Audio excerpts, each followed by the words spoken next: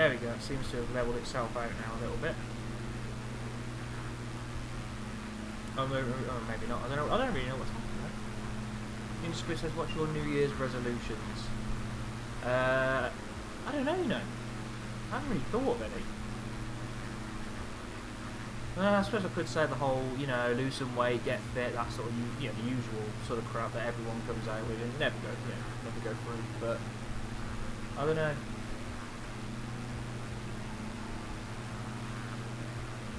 My voice is quiet.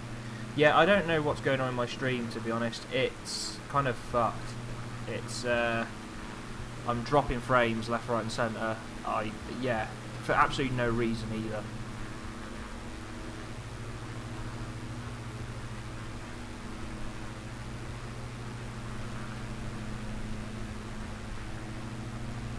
I honestly don't know what I'm supposed to do to fix it, because yeah, it's for literally no reason has just suddenly decided to go, you know what, I'm not going to stream anything properly.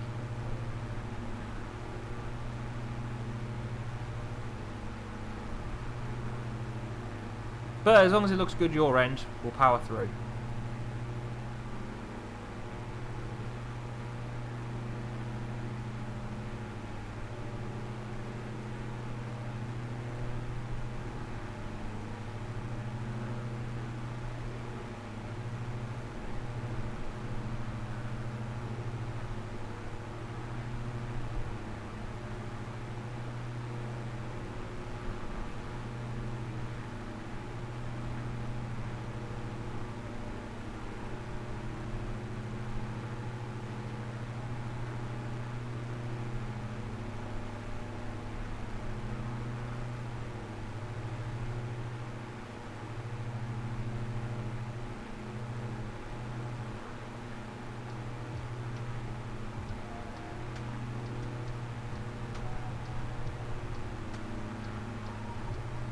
No idea why I'm dropping frames.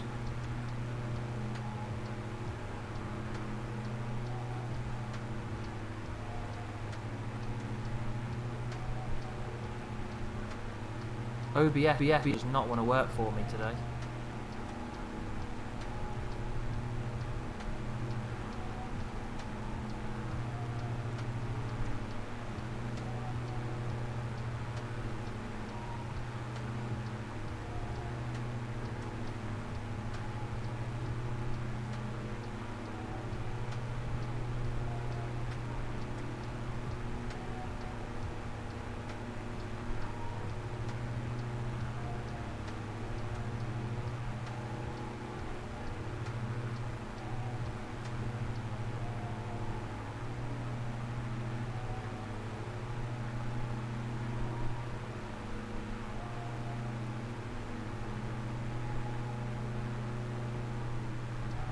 Your resolutions take up everything just one day at a time. You know what? That is actually a very good one, especially with the year, like this past year.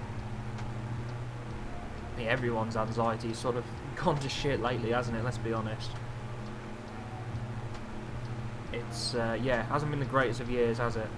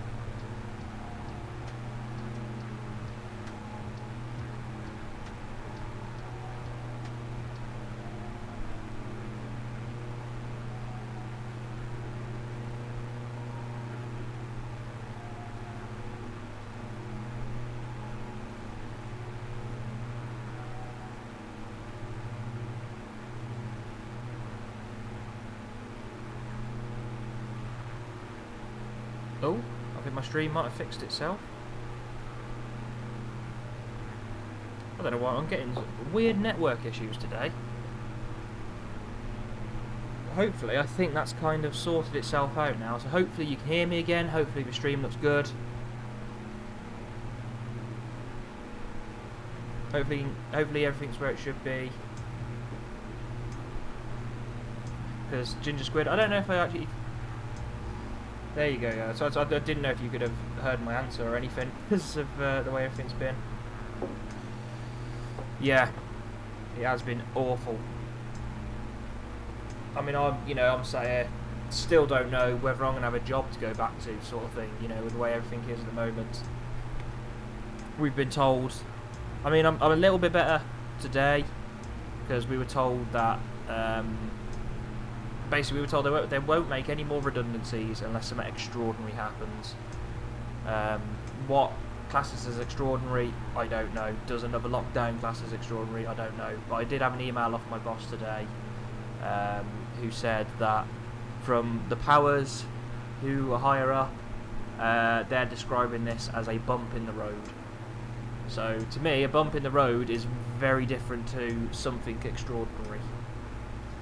Either that or I'm just looking too much into it. Either way, I can't do fuck all about it, so there's absolutely no point in me stressing over anything.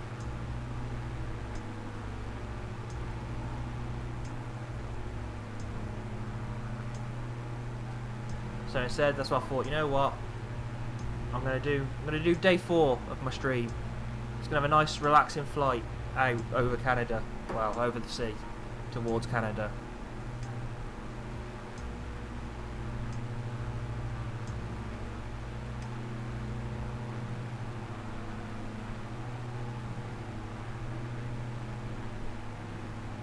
If you ever need to chat, yeah, sure, thank you.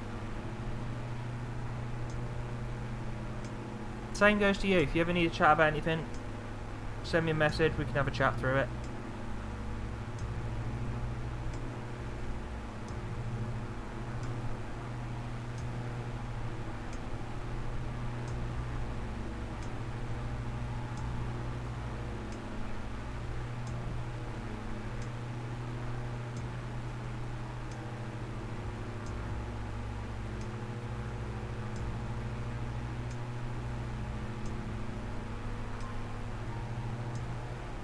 I think I managed to work out what was wrong with my stream. I think my media server had suddenly started downloading something, or updating, or doing something. So it was basically maxing out my network. But my router's got a cool little thing where you can prioritise different devices for a set amount of time. So I've got in and I've prioritised my stream for like 4 hours now. So hopefully that will have fixed it.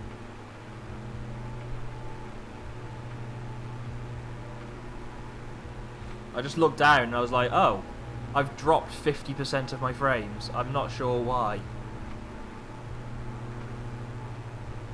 Had to, so yeah, that's this is annoyingly, this is going to show us 2 separate streams now. But it doesn't matter.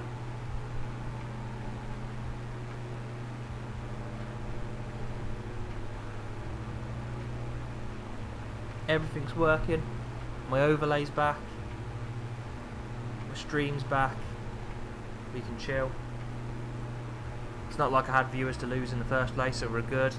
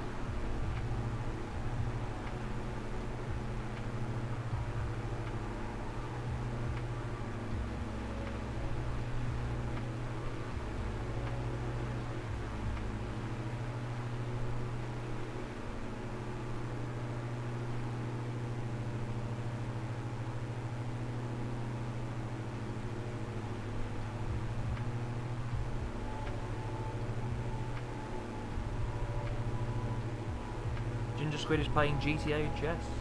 I'm a bit jealous. I'll have to come join you in a bit once this is finished. If you guys are up for a little bit of GTA later on tonight.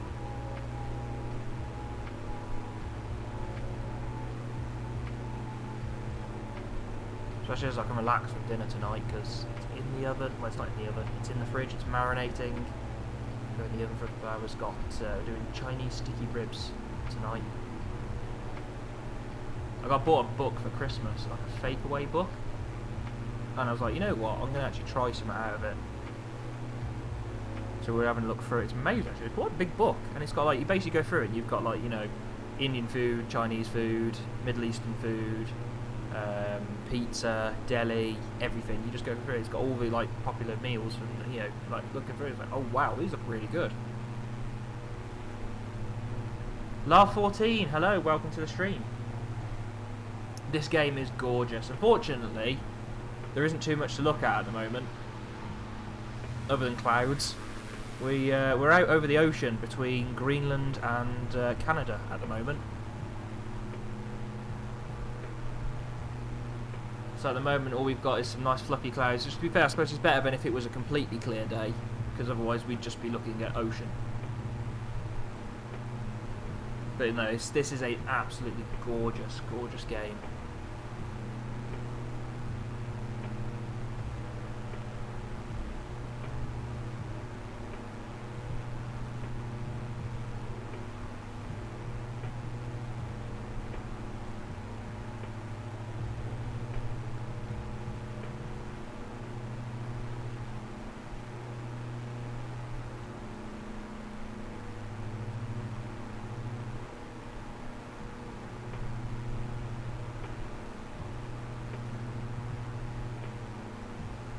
Lav14, I'm a big is it Stormovic guy?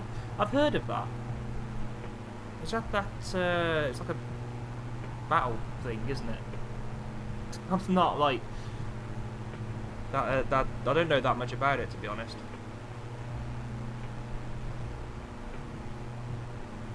It's like an aerial battle type game. It looks good. Someone told me about it before. World War II combat sim. Yeah, that's it. Someone told me about it before. Pretty realistic. I will have to give that a try, you know, at some point. Scully's in the chat. Hello, Scully.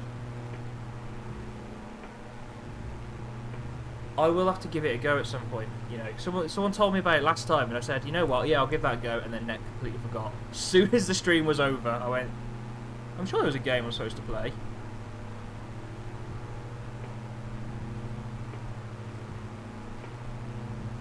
Yeah, it does look good actually. I think I watched the trailer last time as well. It's like a online sort of thing, isn't it? You pay like monthly for it. Am I right? No, I'm not actually. Or do you just buy it? I think you just buy it, don't you? Oh wow, it's got VR support. Hell yeah! I've had a go at the VR on this, and it's amazing. It's like, it completely changes the game. Got to get back into it.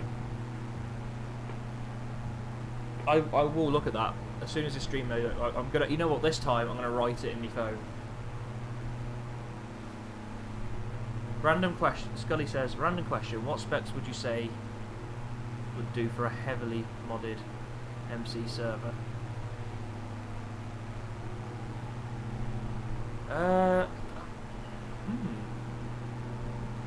Mainly the RAM, isn't it? I think for MC servers. Like, yeah, I'm pretty sure. Like, because I'm at the moment I've got a separate machine in my cupboard under the stairs, which I use for a server, which has got like a media server and some like a few like Minecraft stuff on it and that. And I found, when I've done like Stone Block or Sky Factory or anything like that, it does use a shit ton of RAM. It doesn't use that much CPU. Like, I've got a i5 3570 in there. It's an old machine. But that handles it absolutely fine. The only time it didn't is when I was using a Plex media server and a Minecraft server at the same time, and somebody, one of my friends, for some reason decided to watch a 4K film, watching it in 1080p, and it was trying to transcode the film, which puts the CPU up at like 100%, and then the server started to lag a bit. But I think it was mainly the RAM. LAR14, I used CYYR. Yeah, I've seen that tracker. I had to go like a similar thing before, using an app on your phone which sort of tracks your eyes and stuff on the iPhone, and it worked really, really well. Actually, I was really impressed with it. I've never had to go at the proper CYYR, but I will say, yeah, it's good. But now that I've tried this in VR, I love it. Like proper VR, you can look around and it feels so much more realistic. And I can actually land again. That's the one thing that's so difficult in this, is to land well whilst like just on a flat screen like this, because obviously it's hard to get that sort of judgment of just how quick the ground's coming up and stuff. And VR, obviously, it's all around you, it's so realistic. Scully, right, we're either going to fix up one of our broken computers and all chip in, or we're going to put together a cheap server. In that case, I'll just go and tell them we can all chip in for some RAM then. Yeah, that should do it. I feel I should be concerned when the pilot is struggling to land. Okay, I should play out. I don't struggle to land in real life much. Only in this. And I can do it, but it's not to the level I want. I can't land as well on this as I can in real life, and I think that's it's a sin. You can never land a sim. Even in the real full motion sims we use for work, you can't land them. Not as well as you can a real aircraft. And yeah, having the flat screen and not having the ability to have your sort of peripheral vision to tell you how quickly you're coming down. Because that's the biggest thing when you're landing in a plane, is basically as you're coming down, you're looking at where you want to touch down, and then as you get to about 50 feet, you sort of look up and you want to look straight down to the end of the runway, because what that does, it opens up your peripheral vision, and it helps you judge a lot better how quick you're coming down, and then you can just make tiny little adjustments just to, you know, get that flare absolutely perfect and just touch down nice and smooth. It's hard to do that on just a small 20, I think it's like 23 inch, no, 24 inch, sorry, 24 inch 1080p screen. You don't quite have that sort of ability.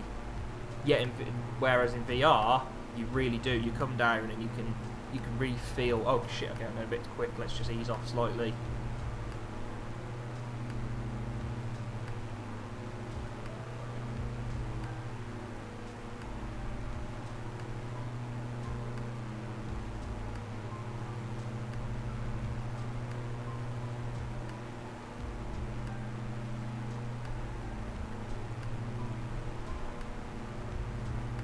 Scully, yeah, when I was training for a flight in like a 180-degree sim setup, you can see all the building trees and proposals that really help. It does. It massively, massively helps. Like I say, it's the same with the full motion sims. Again, the ones we use for work, because obviously they're not made to look amazing. They're made to do a job. And so the windows, obviously, it's set up like a proper 737, but the side ones don't really have the best sort of view out of them, so it's kind of, you know, it is difficult to see.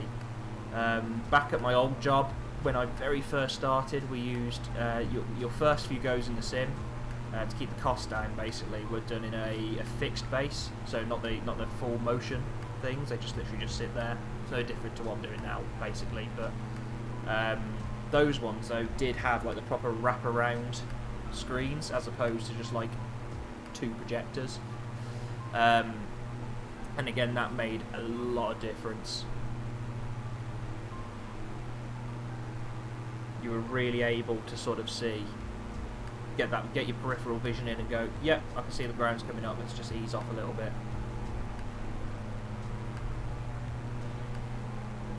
I think the issue is, I mean, yeah, they cost millions, these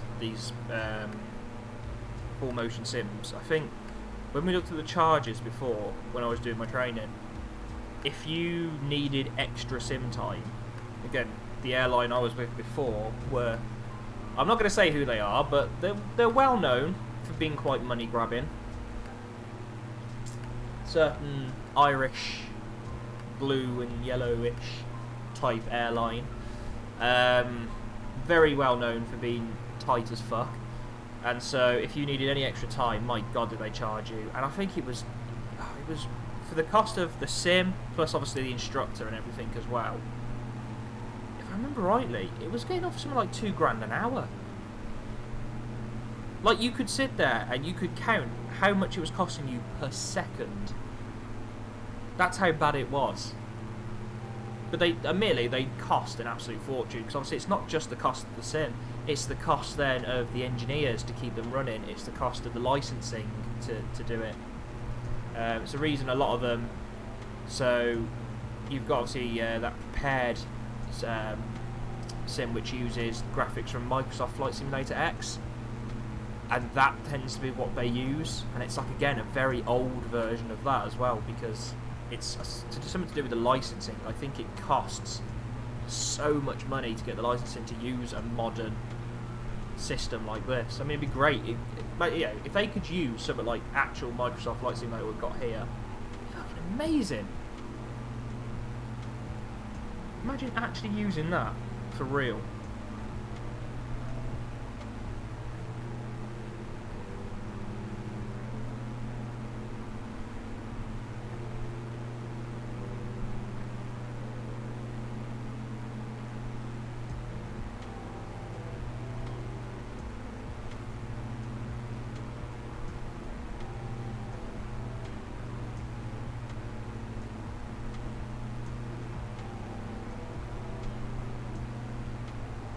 I mean, I'm sure one day from now, 20 years from now sort of thing, we'll probably have these graphics in a sim, but we'll wait and see.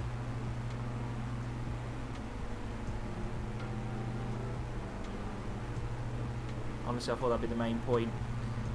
I think the issue is obviously, again, especially something like this, there's that many bugs at the moment.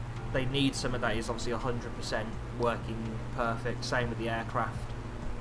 It's got to be the model they use for the aircraft has to be as close to life as physically possible. And again, it's having to get a commercial license for it and stuff like that. Because it's not even just the airline, obviously, it's got to be signed off by the aviation authority as well.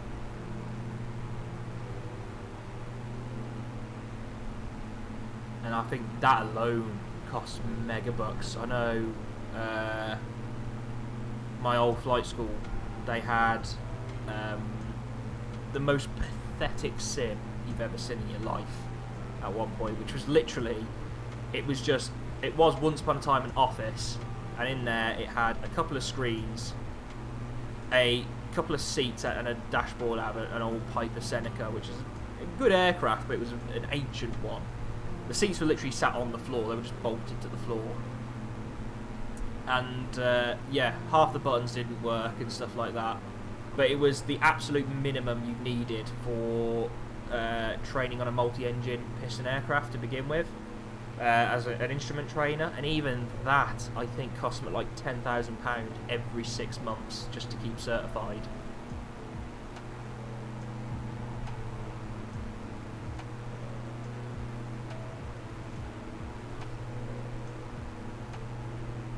It is crazy, crazy money.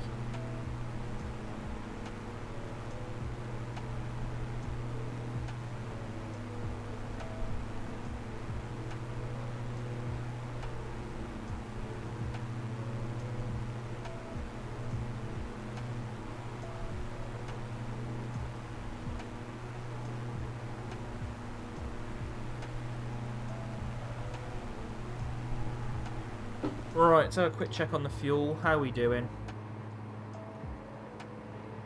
So what we want to do is just keep an eye on this. When the fuel quantity down here goes below 15 gallons, what we'll do on each tank, what we'll do is we'll knock on these auxiliary pumps, and that will then pump fuel from the auxiliary tanks into the main tanks. So the way Diamond want you to do it is you wait till it's below 15, knock them on, wait till it's full, knock them off again, and then again you do the same, and then when it drops below 15 you do it again till the auxiliary tanks are empty. How are we doing at the moment? So we're still doing a nice 166 knots. We've got 189 minutes, so what's that, a little over 3 hours till we get there. What time is it now? It's 14:27. 56, 17. So yeah, actually, what we've got on the overlay, the 17:36, we've already knocked a few minutes off. That's it's pretty accurate, actually. Fuel, we're still using 14.8 gallons per hour.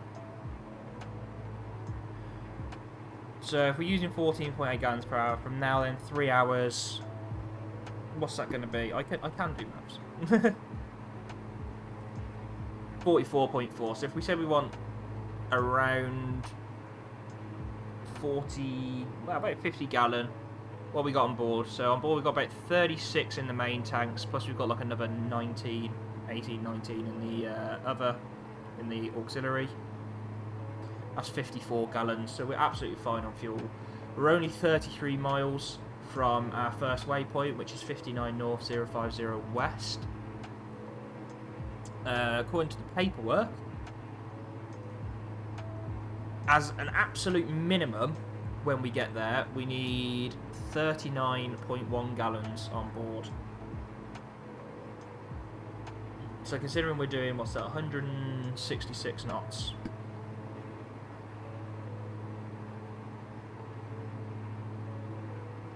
We're literally 11 minutes away from that first waypoint.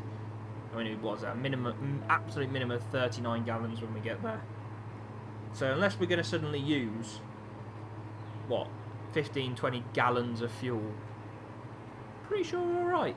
Pretty sure we're doing okay.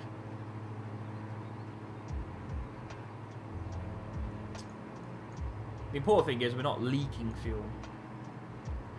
Fuel temp is very, very low. Still in the green though, still nothing to worry about. Outside temp minus 32, that's fine. I mean, jet fuel, I believe it's about minus 43-ish fuel temp.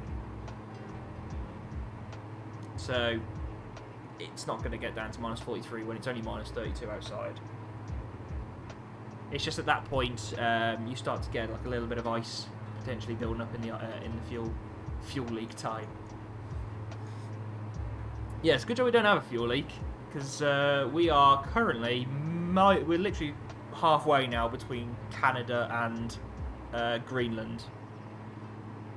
Well, not quite halfway, maybe a third of the way between Canada and Greenland. So, yeah, if we had a fuel leak, if we had to divert, we'd be pretty screwed right now. In real life right now, you'd be in a full-on, like, body protection suit. So it's like a... It's like a full wetsuit with yeah, it's fully insulated. It's just really tight around your neck, around your legs, and that stop any water getting in whatsoever. It's got life inflatable bits all built into it.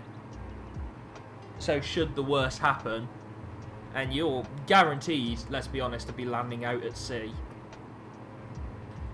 you've hopefully got a little bit of... I mean, let's be completely honest here. If you went down in the middle of the ocean between Greenland and Canada, you're probably not gonna... You're not gonna survive, are you? There's no other way of putting it. You're going. You ain't making it. You're fucked, as Scully says. Yeah, you are. Doesn't matter how many bloody wetsuits and inflatables and all that crap you've got, you ain't surviving that. Not in the middle of winter as well. Oh, looks like we have another aircraft coming nearby. Where is he? He's directly above us somewhere. I thought I just saw some trails from him. I might be wrong. Where's he gone? I was sat here. There, look, I can see the trails. We've got some trails there from him. He's just out to the left somewhere. Ah, I see him. can just see, you probably can't see it on the stream actually, just some little lights just over there. Hello random person, whoever you are up there. I don't know if that's another player or a real life aircraft, to be honest. I'm going to say potentially like a generic real life, considering it hasn't got a name tag, but in fact there's no one around.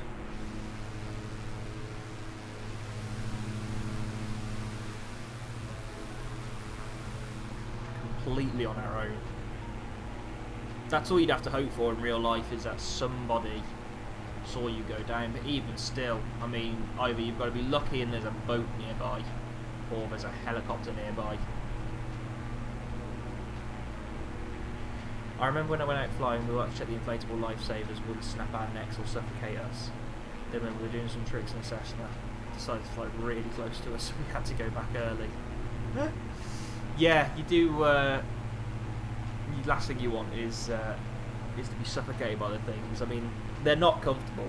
They're not made to be comfortable. They're made to save your life, aren't they, at the end of the day.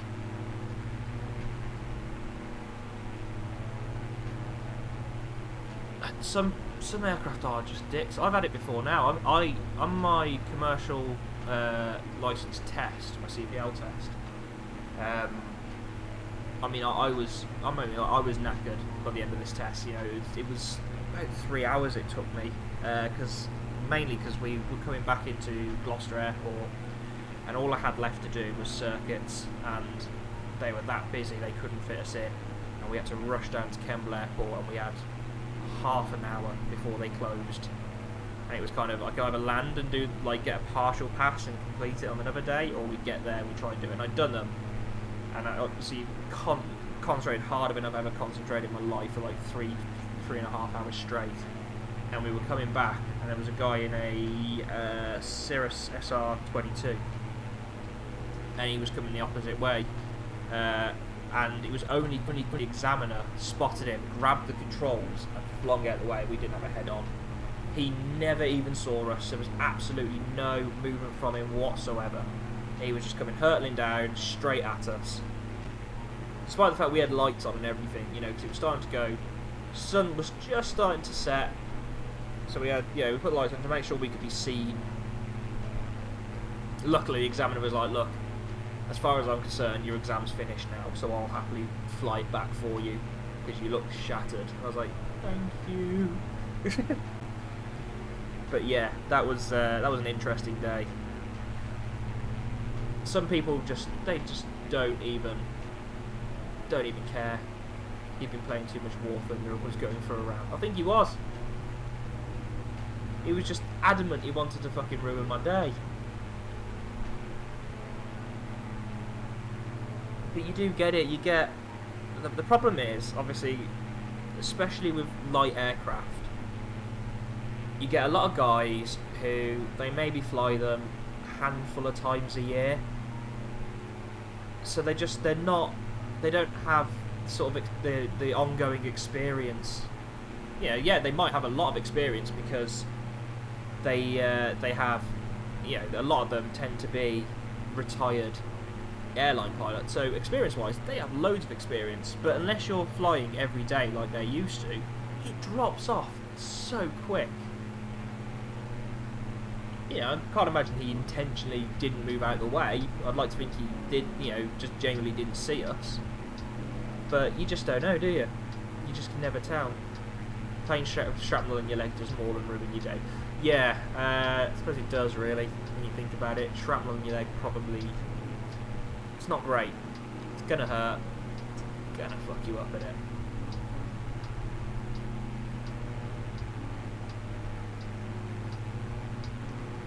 That is the issue with light aircraft. You get a lot of guys who they just don't have experience. Like with CS, even you take a month off your skills, they do. Same with anything. If you're doing it every day, of course you're gonna have the experience. You're gonna have that skill. I mean, I'm not gonna lie. A little bit of me is worried about going back to work because I've flown twice now since March. And I'm not looking like I'm going to be going back to late, but obviously they're going to put me in the sim. I'm going to have like 3-4 days straight in a simulator. But obviously that is still going to be a test. That's still you know, I have to go in the sim every 6 months anyway, so my tests will be built into those days. And I'm not worried particularly about the emergency stuff, because in reality you only do that twice a year anyway. You know, you'll go, oh shit, you know, your sim's coming up, I'll best have a read through, make sure I definitely remember everything. No, that's wrong. We definitely check that every day. Every single day, it's all I do is read through the QRH and make sure I remember everything. But no, like, yeah. In reality, you have a proper read of it a couple of times a year. So I'm not worried about the emergency stuff. It's genuinely the everyday stuff that get in, start it up and go for a normal flight. That's the bit I'm worried about, because I noticed those 2 flights that I've done since March, because there have been such big gaps between them, I was getting in, I'd put my hand somewhere, the muscle memory was still there, so I'd put my hand somewhere and then I'd sort of freeze for a second and go, right, my hand's here, what was I supposed to do? And obviously it comes back to you, you know, you do get it, but yeah, there is that, whereas obviously, you know, this time last year, just click, click, click, click, click, yeah, off we go, just a normal day. Now it's, right, I'm really got to think about this, I'm going to take, you know, which is nice, because again, obviously the captain you're flying with, he's been flying non-stop throughout this. They're not, yeah, they won't pair like a captain who hasn't flown at all with the first officer who hasn't flown at all. One of them will have been flying constantly throughout all of this. So they are going to catch you, but obviously it's just nice because you go out to the aircraft 20 minutes earlier than you would normally, and it just gives you a chance to sit in, take 5 minutes and go, right, what have I got to do? Let's just take it through step by step. That goes on, that goes on, that goes on.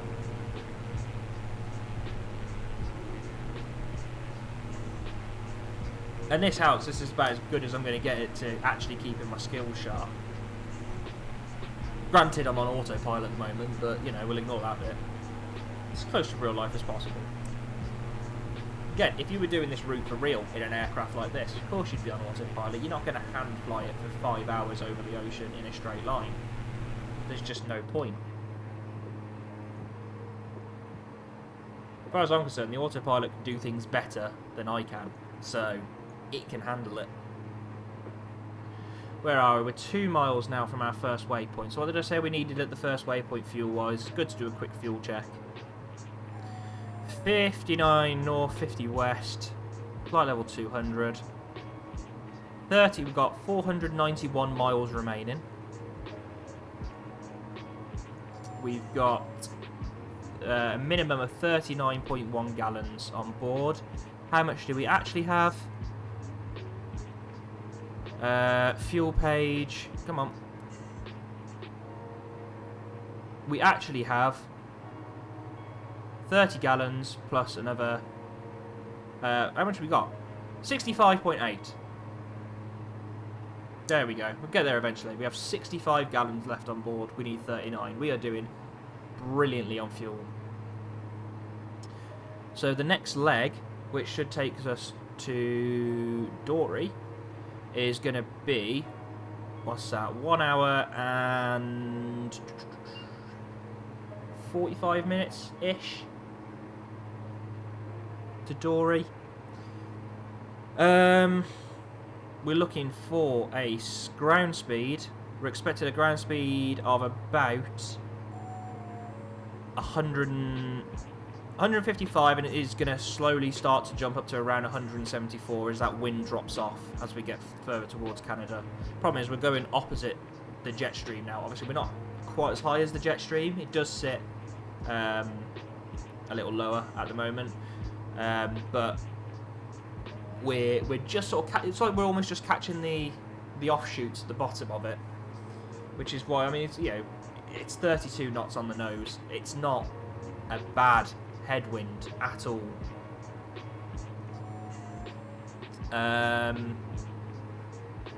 So yeah, we are looking at we're doing better on speed. We've got 165. We should be getting 150 at the moment. We're using 14.8 gallons per hour in fuel, 7.4 on each engine. So the fuel's exact, but we're going quicker. So that's perfect. We've just dropped down to the 15 gallons, so we can turn on the auxiliary pumps. That should give us a little warning up here telling us left pump on, right pump on. We'll check the advisory, make sure there's no other alerts that could have popped up at the same time. And then we just keep those on now till those tanks are full again.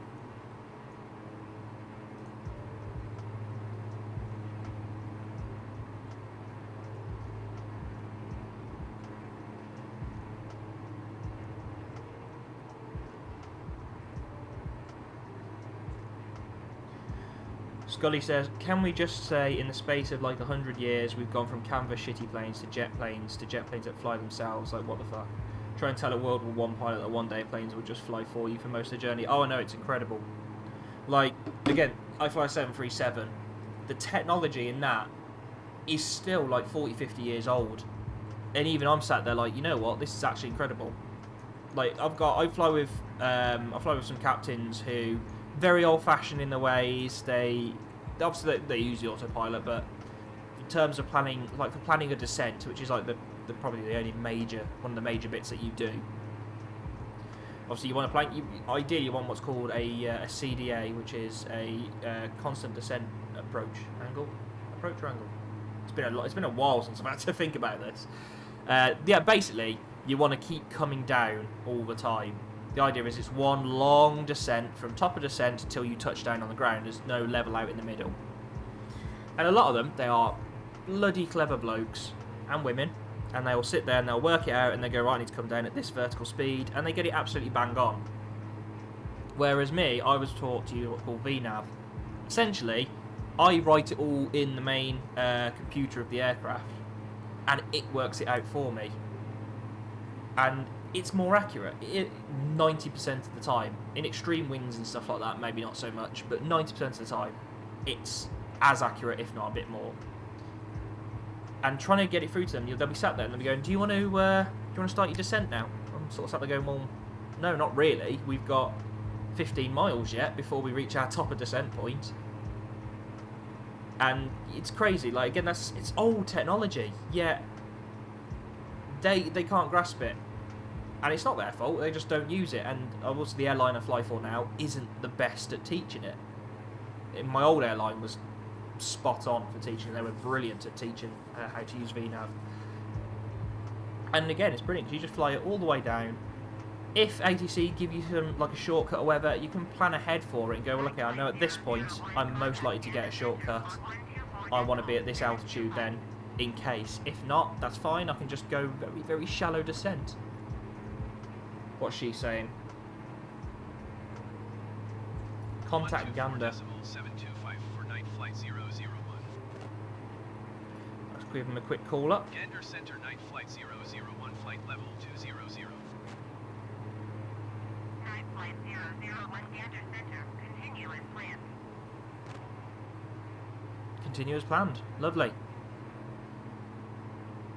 Yeah, if you look at something like an A380 or even a 787 Dreamliner, the technology in those is just so much more. It's amazing some of the stuff that they can do.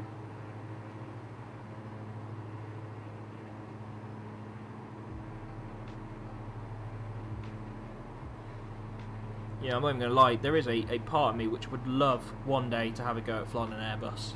For real. I mean, like, you know, I love flying the Boeing. There's nothing wrong with it at all.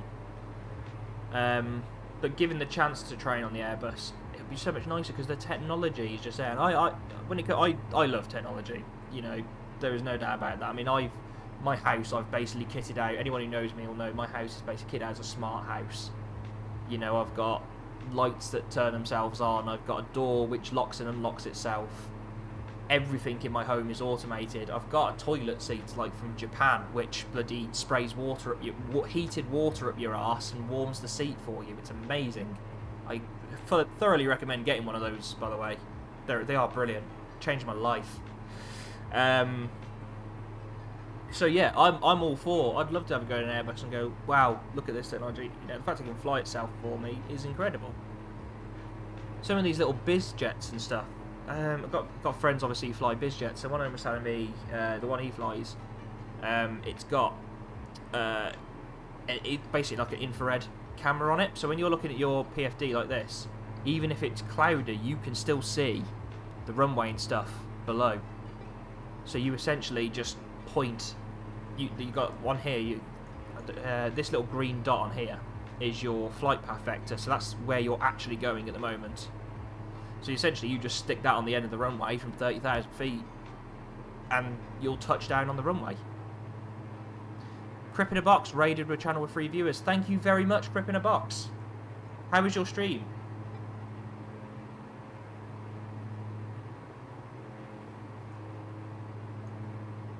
Jamie Walton, hello. Hello, everybody. We raiding. You are raiding. Welcome to the stream. We're currently halfway now between the edge of Greenland and the edge of Canada. So fortunately, there's not that much to see. This is leg 4. This is taking us from Greenland, not Nos. I can never pronounce it. I even learnt this last stream. Narsarsuaq in Greenland to Goose Bay in northern Canada. This is the last sort of long sea leg. After this, it's going to be like that first one from Gloucester to Scotland. It's going to be like that. It's going to be over land. We're going to be able to see stuff. Because at the moment, I mean, we can play a game of I Spy, but I mean, I Spy Milo Lysom beginning with S. Yes, it's C. I mean, it still looks incredible. Like, even the shadows off the cloud on the sea looks amazing. It could be sky, you're right. It could have been sky. It wasn't, it was sea, but it could have been sky. Seals. If you can see seals from 20,000 feet, then well, you know what, fair play to you. That reminds me, actually, a few years ago, my mum and my stepdad went to Mexico on the Dreamliner, and they treated themselves. They'd gone with TUI, and they went premium, like their premium economy. It was a little treat to themselves, and they were quite, you know, they had a bit to drink on board, as you do. You know, you get a glass of champagne when you go on and whatnot. And they were over the ocean, near Florida somewhere, actually, on the way down there. My stepdad, half the cabin's asleep, and the stepdad's looked out the window and he's gone, I can see whales! There's whales in the sea, this is incredible! So obviously everybody's got up and starts looking out the window, and it was about 5 minutes later he went, oh no, they're clouds. Yeah, sorry, they're just clouds. Don't drink and fly. Or do drink and fly. Maybe don't shout out you can see whales from the sky. Even though it's unlikely you're going to see whales from about 40,000 feet in the air. A big fucking whale if you can see it.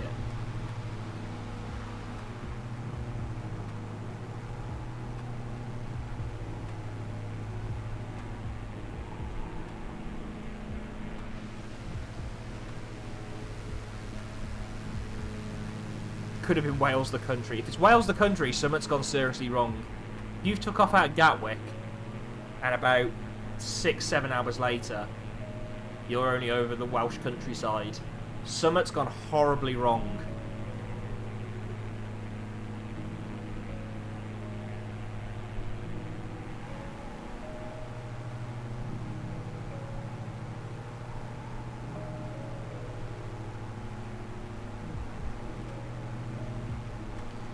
So where are we going to hit the goose? I'm not even going to lie, I'm not entirely sure whereabouts in Canada Goose Bay is. You pilot lot are always pissed. I mean, alright, granted, New Year's Eve I was a little bit tipsy. A little bit. 2/3 of a bottle of Prosecco and half a bottle of coconut rum probably wasn't the best idea, but I'm not always pissed. A little. It was only a little.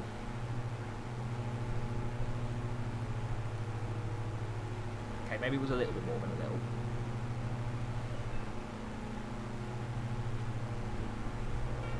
let's have a look. Whereabouts in Canada is Gooseberry? You'd think I'd know this, wouldn't you?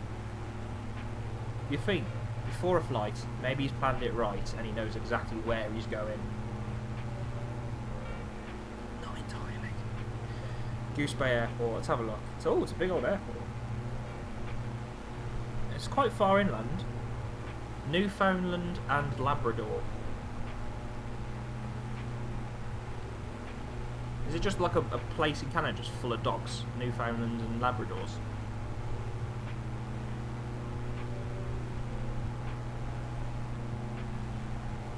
Byron Bay? It's near Byron Bay. I think we've definitely gone wrong if we end up at there. Should be quite nice actually. You sort of follow a river and there's like a big lake and shit, and it's right on the edge of the lake. It's very, very northern Canada.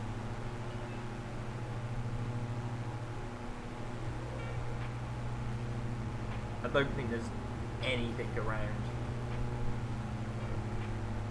There's like a little bit of a town nearby. There's a co-op.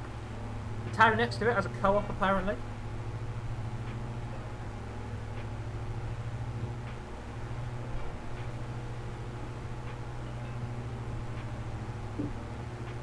And there's the Goose itself. Solo rocket.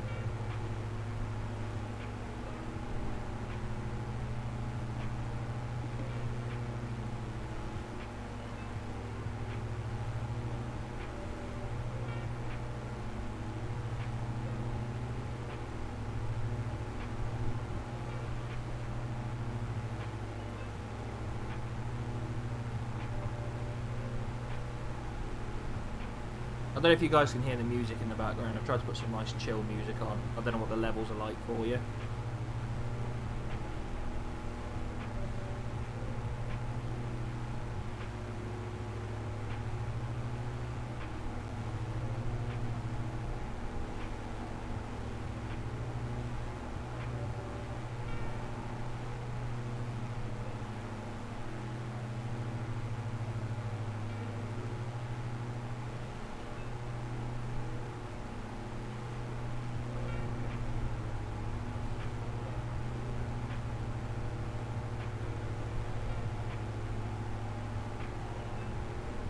Let's have a check on that fuel.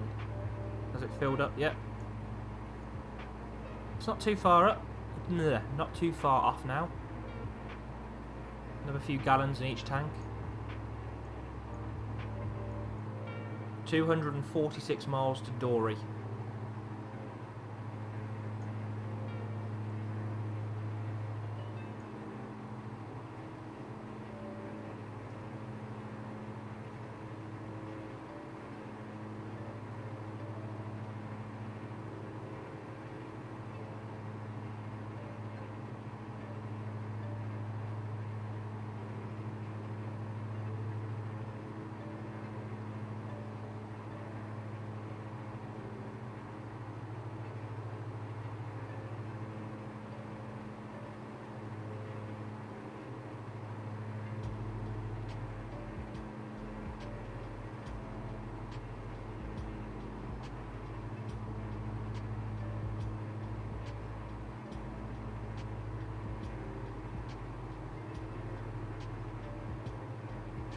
Easy.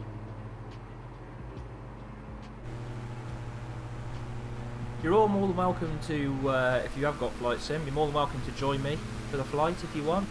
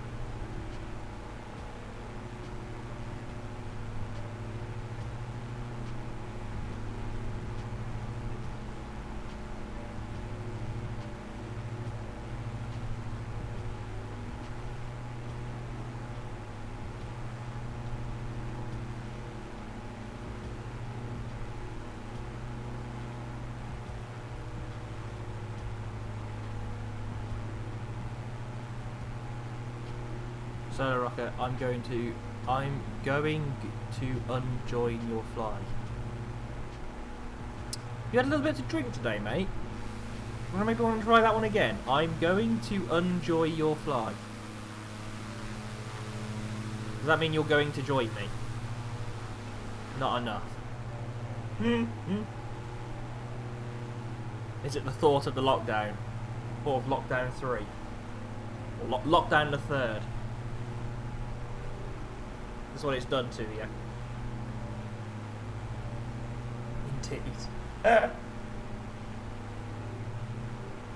So yeah, UK back in a 3rd lockdown. Although, to be fair, is it not essentially the same as the... I haven't looked too much into it because it doesn't make much of a difference to me. I don't go out at the moment. I've got nowhere to go.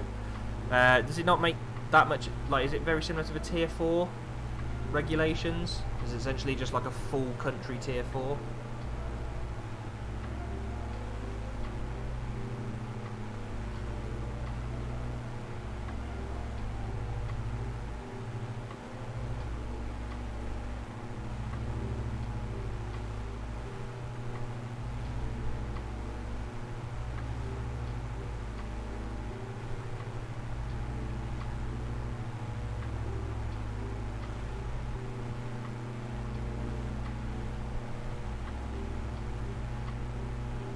I have air horns in the streaming chat. You should join me. Oh God.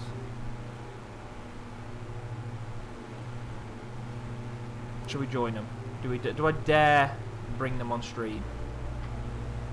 Do I dare bring Solar Rocket on stream?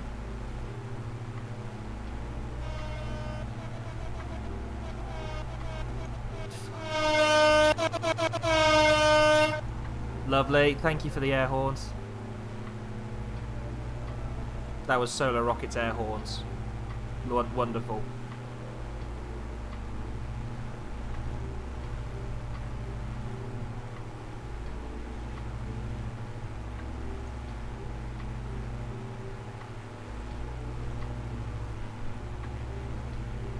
So a quick check on the weather then in Goose Bay. So there should be another one coming out anytime soon. This one was an hour ago. 1400 Zulu. It was 200 at 5 knots. So I suppose it could be runway 26. I think they've got there. Essentially. 15 statutory miles. Because obviously it's America land. So they use statutory miles rather than, you know, kilometres like the rest of the world. Broken at 1100 feet. That's fine. They've got an RNAV and a ILS. They've got the ILS for runway 08. They do have the back course for 26. I've never done a back course because we don't use them in this part of the world. They do have an RNAV, so that's probably what I'd go for. For an RNAV, we need, what's that, 720 feet. Nope, for 26, 500 feet, so that's fine. In fact, that's only 347 feet above the airfield. So it's well below that cloud base. Ginger Squid, you're off. Thank you for joining. Hope you enjoy your work. Hopefully it's not too busy for you. Have a good day. Goose. Solar Rocket with his little goose in there again. Bruce's goose.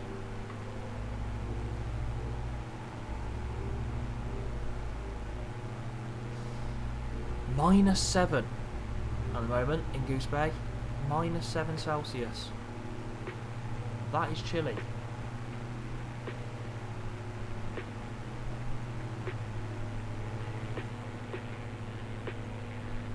I'm trying to find a good sort of point to look at, but unfortunately there's not really much to look at the moment other than sea. I might leave it there. First things first, I need to check the fuel, because that's now full. So we can turn the aux pumps off.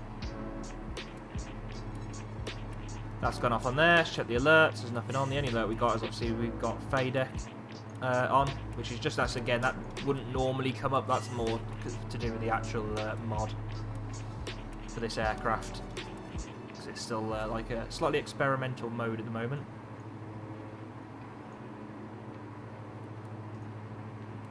Let's have a quick check of the weather.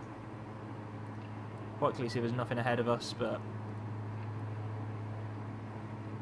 there we are. Let's go back to the nice views.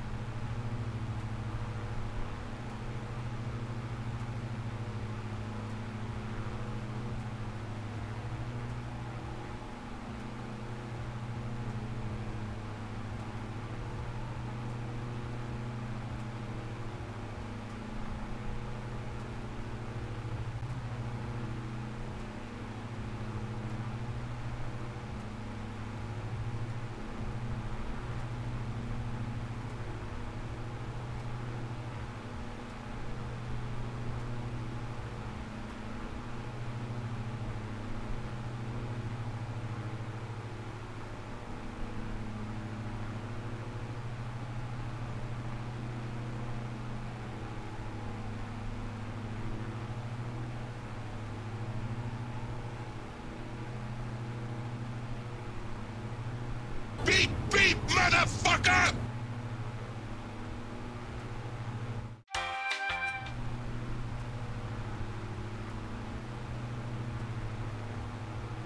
Hey, Eric7983, thank you very much for the follow. How you doing?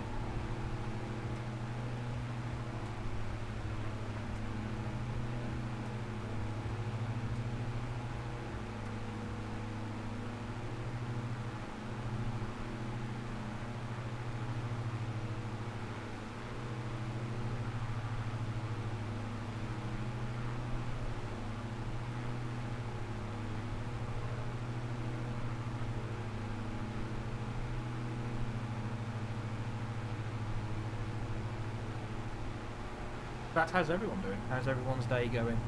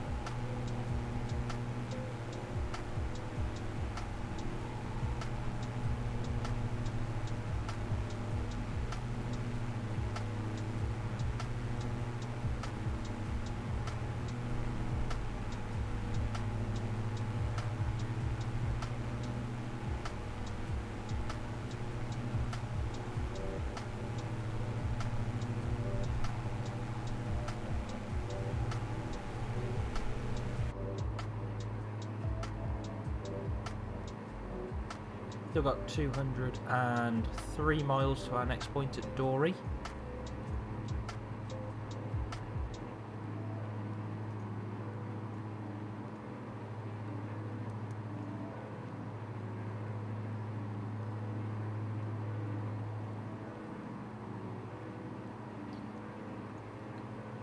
Fuel still running okay. T's and P's all in the green, so let's have a look. Fuel temperature, still the lower end admittedly of that green, but still in the green. Oil temps in the green, the oil pressure's in the green, coolant temps in the green.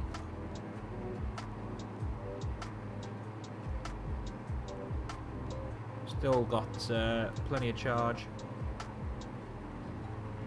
Fuel wise, 58 gallons on board. We've only used 28 gallons. We've got 3 hours and 55 minutes of endurance. We've only got 2 hours and 20 minutes left. Taking a little bit extra fuel. Obviously we didn't need it, but on an aircraft like this, such a small aircraft, the extra weight from the fuel doesn't really make any difference to the fuel burn. Something big like your 737, like your A321, like any sort of passenger jet, yeah, extra fuel equals extra burn. So there you'd be a bit more careful. In this one, in terms of the weight, we've got me on board and what would be a little bit of baggage. So there's absolutely no need for me to worry about things like extra fuel. We'll take as much as we can.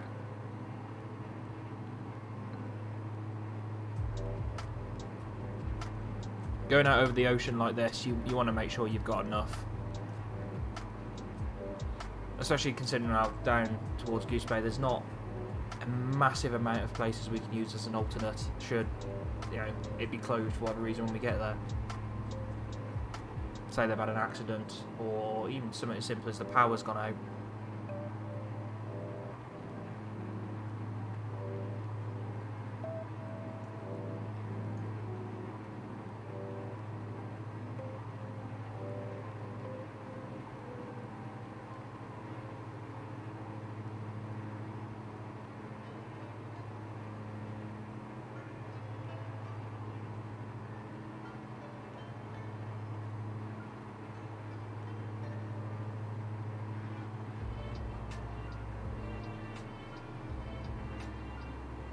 So we are 1 hour and 51 minutes into this flight, with 2 hours and 18 minutes remaining. We're actually doing pretty well on time. That ETA is still slowly creeping down, which is nice. Our ground speed, let's try one again, shall we? Our ground speed has increased nicely, 172 knots. Which is what we expect. At Dory, we're expecting 174, so yeah, pretty much just bang on the speed. The wind should be around 299 at 23, dropping down to 307 at 9. So what we've got at the moment. So from leaving, where did we leave? Leaving 59.50 west, it was 266 at 32. And then slowly it's dropping around to 307.09. So at the moment we've got, what's that going to be? 275, 280 at 29. It's not bad at all. It's pretty much bang on what we expected.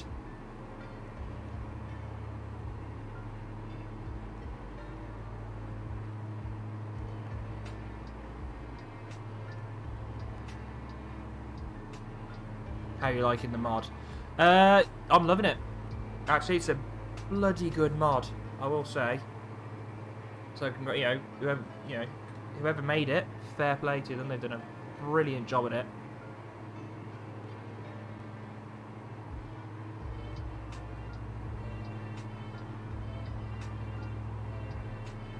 Using the mixture fade deck. Well, it's realistic, isn't it?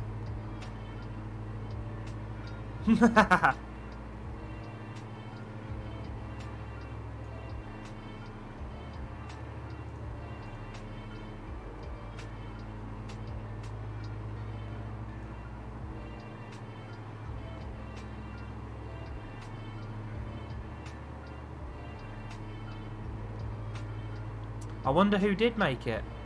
Whoever they were did a very good job. No, honestly, fair play, mate. I love it. Mr. Tommy MXR, it's a you've done a bloody good job there at making that. It's an incredible mod. Makes it so much more realistic. I love the ECU test as well. That actually works. Something something as simple as that on the run up.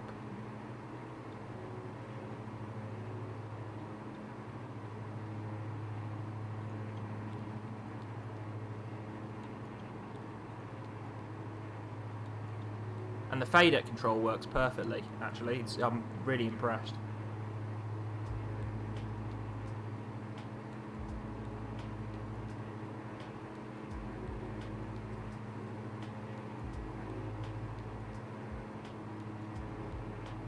Next update will be a big one. I look forward to it. Very much so. In fact, I only got around today updating it from the last one. Now the screens are fixed. So thank you for sorting that as well, because that was interesting when I downloaded the last one. I went, oh, screens are the wrong way around. Simple enough fix though.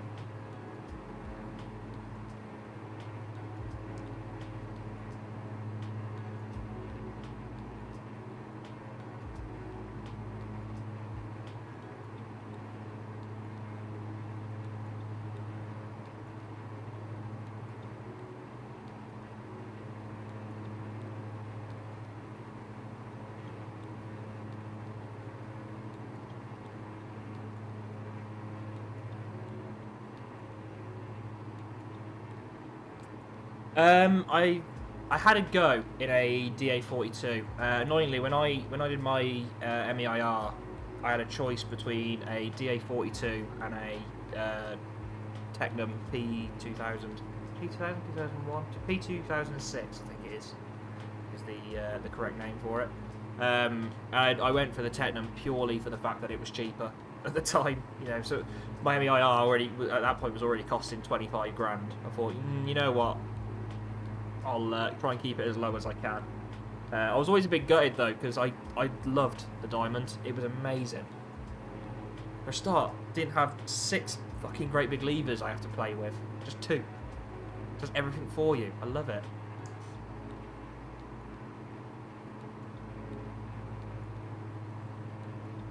I got a friend who bought a DA. I think it was DA62 he got, his dad bought it, but he was planning on, I don't know if he's done it yet with, I can't imagine he has because of Corona, but he bought it and he was planning to fly it around the world.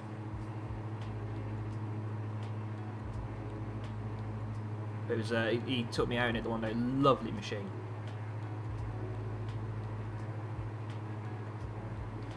Might want to turn your voice up a bit, dude. Yeah, I don't know what's going on with it today. 1 minute it's fine, the next it's not. Seems to be an OBS thing.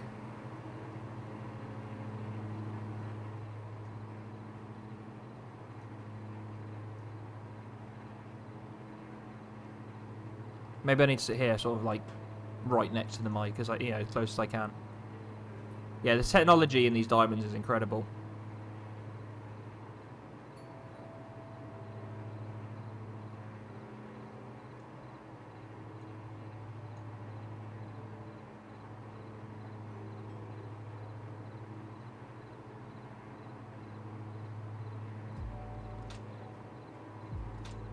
It is very much a luxury SUV for the sky, isn't it?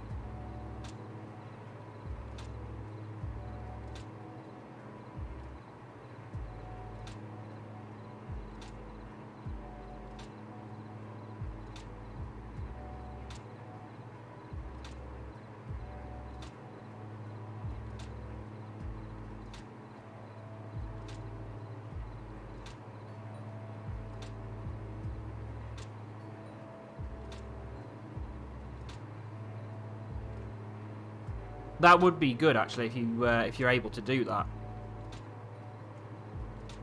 I mean, what is my fuel temp at the moment?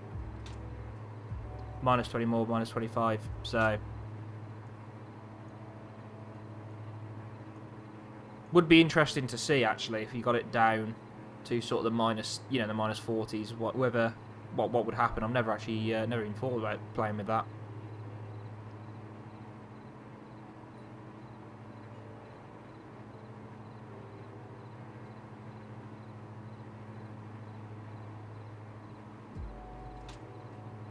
Okay, that's really interesting. So there's so much about these aircraft that I don't even know. The Tron diff was because the transfer, the left tank is heated more than the right, then you transfer. At the moment it's heated around 7 degrees on the 62. Oh, nice.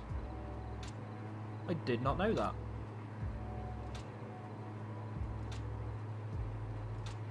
So -37, you should be safe. Yeah, of course, yeah.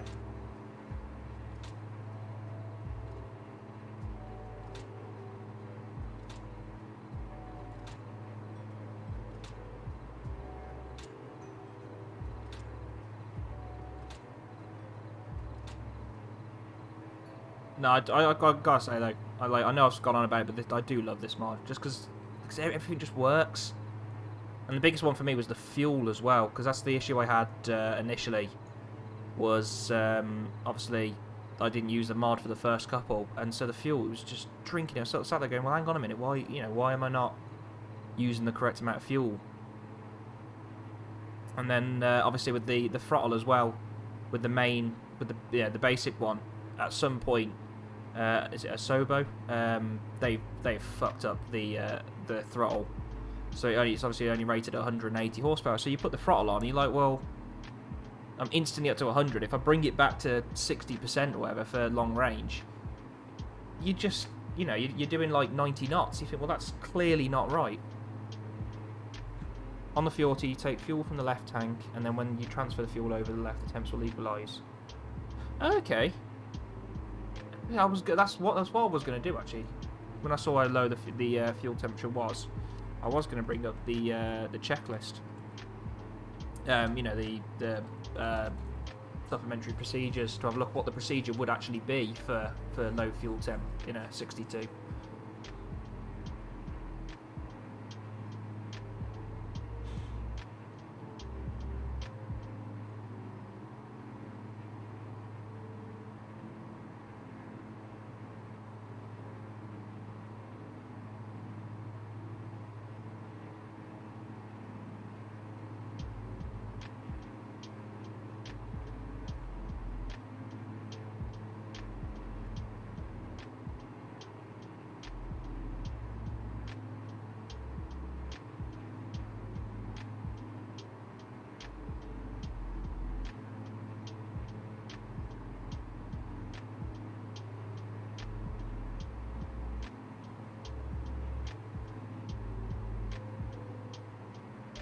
Props are stuck at 2300 RPM.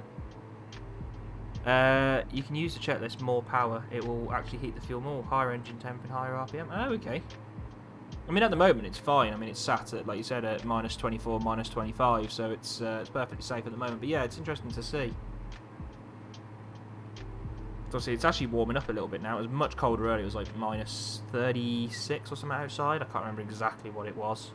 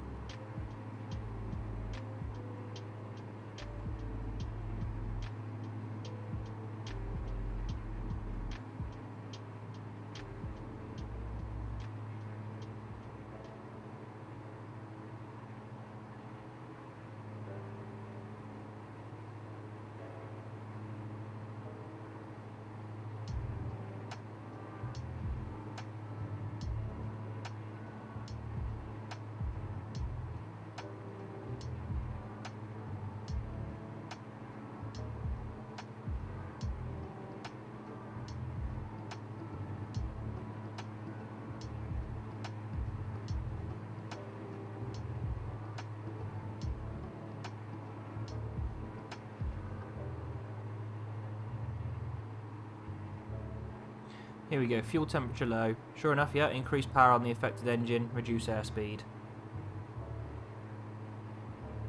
If not returned to the green range, be prepared for an engine failure, land at the nearest suitable airfield. So we'd be a bit screwed at the moment. I mean, we've got obviously 75%. I don't know what I think the maximum is probably about, it's only going to be probably about 80, I would imagine. At 20,000 feet, I mean, we've got this thing sort of maxed out pretty much.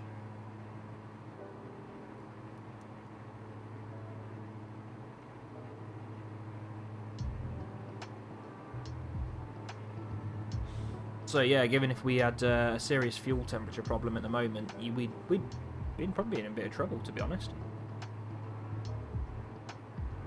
So well, you wouldn't, you'd descend, wouldn't you? But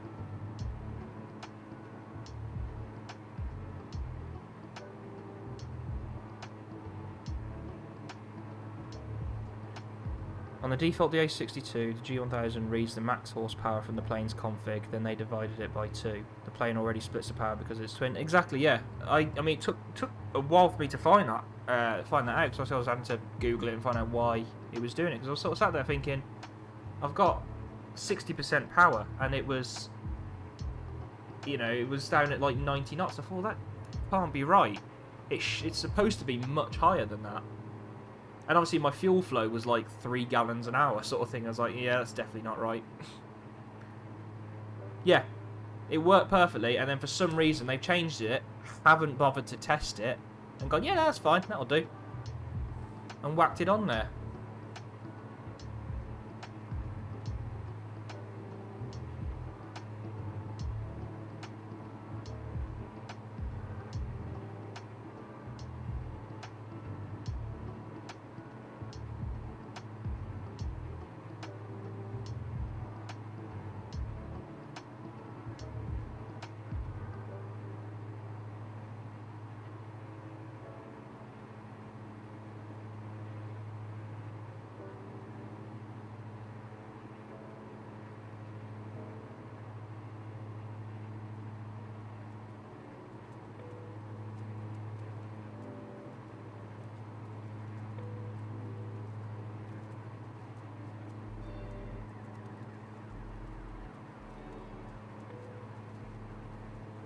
Just bypassing that and putting the 180 horsepower beside manually.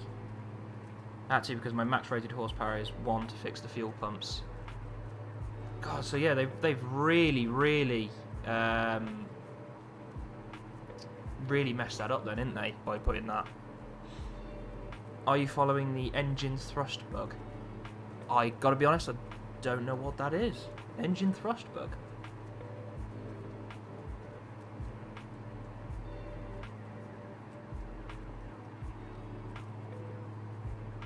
Let's have a look at this.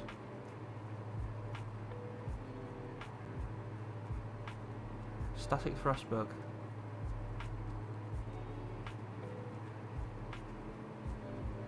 The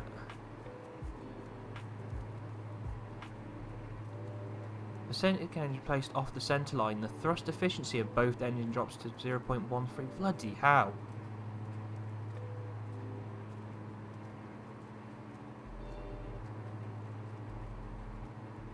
So basically, you've got to be absolutely spot on.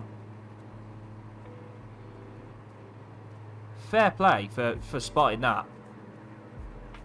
Never in a million years would I have spotted that.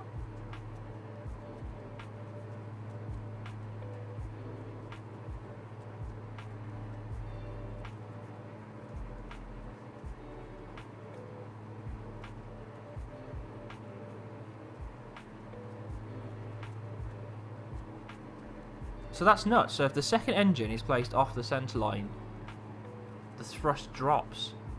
Jeez.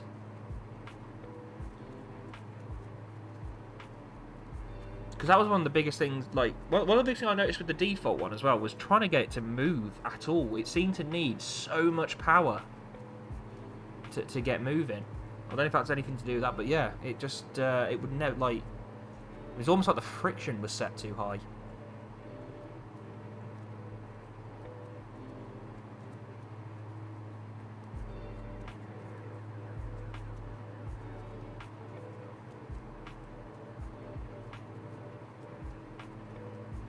Baron's also affected.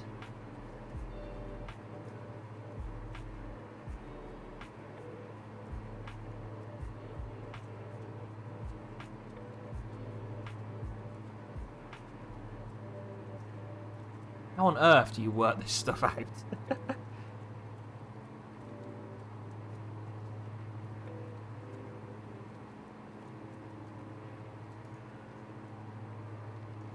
I'm just going through it all now, like, it's nuts.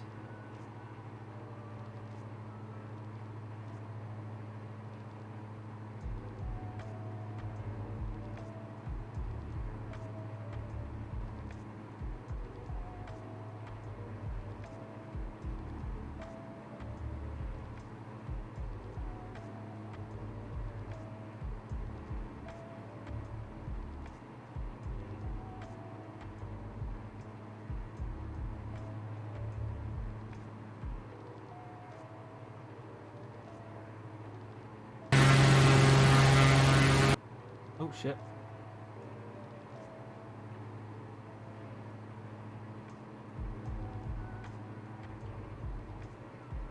Got past the DA40 engine and yeah, the only thing different was the engine placement. Bloody hell.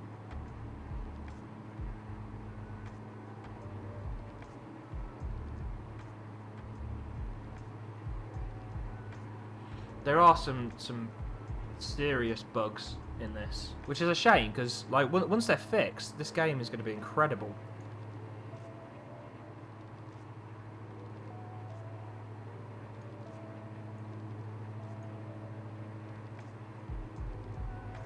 I mean, the one that got me originally, long before, like, when this, I haven't actually tried it since I first got this on the day it came out, was the 747. And I tried doing a flight in the autopilot, just went all over the place. It wouldn't hold an altitude, and there was absolutely no chance it would do a descent. I put a descent in, the thing started fucking climbing. I tried every mode, even like VS. It got VS set to like minus 1,000 feet, and it's going, yeah, I'm going to climb at 3,000 feet a minute. Great, thanks for that. Again, I haven't tried it since, but that was unusable.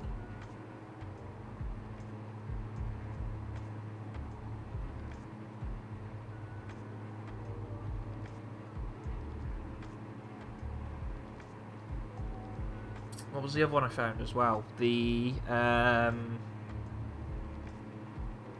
TBM, when starting it up. If you didn't give it, what you had to do when you brought the throttle across from low idle to flight idle, you had to basically give it just a tiny little bit of thrust and back again, otherwise the game didn't pick up that you'd brought it all the way across. it figured you'd bought it like 99% of the way across. So it would just get a hot start every single time. You could not start the engine without overheating. Whereas now I found you have to bring it across, just a little blip of throttle and bring it back, and the game goes, oh yeah, okay, yep, that throttle has been brought all the way across now. The CG on the 7.4 is behind the centre of lift. You know. This is what it needs though. It needs like guys like you who can fix this stuff. Because I can find this stuff. I couldn't even begin to tell you how to fix it. You know, it's easy enough to find the stuff. But yeah, no, fair play, 'cause I can't work out ever how to fix this sort of shit.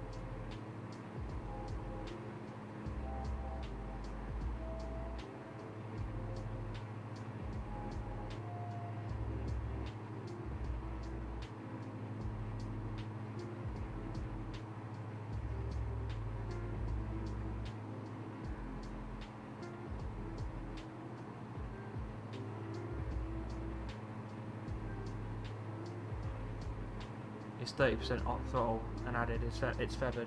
Yeah, it's. Don't know what's wrong with it. But you just cook the engine. You do, and it's an annoying little bug because like it took me ages to work it out as well. Because I'm sat there, I'm following the checklist through. I tried obviously the built-in checklist on Flight Sim. I had the actual TBM manual sort of sat next to me, going right, okay, do this, do this, do this. And I was like every single time. The engine's just going way up. I was like, why are you not starting? And I managed to work it out. It's just not registering that it's been the throttle's been brought all the way across.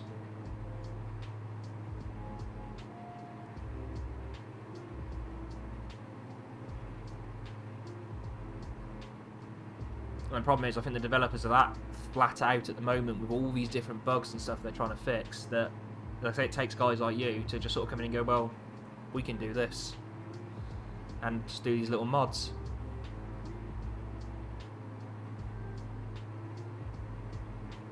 Trying to make the DA62 almost study level. That would be amazing if it got to study level. That would be incredible. To have every little thing just work exactly how it should. Because I love it, even though, let's be honest, I'm probably never ever going to fly a DA62 again. Well, I haven't flown one for real, but as in, like, I'm probably never going to fly a Diamond again in real life. I'd still love a study level one, the one that's, yeah, as accurate as it can be. So I can just sort of fuck around with it.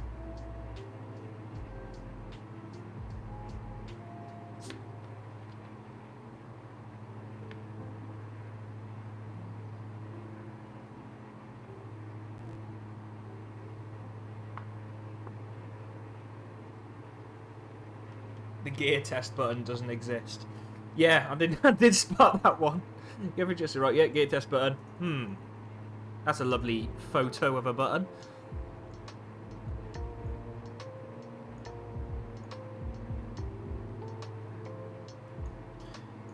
Yes, I'm trying to think what's actually left on this that doesn't exist. Obviously, like you said, you've got the is it motor switches. You've got not that obviously it makes any difference. Obviously, the aux power. You can't actually like, again. That's one of them. You know, never actually going to need to use that. Don't know if the display back at work.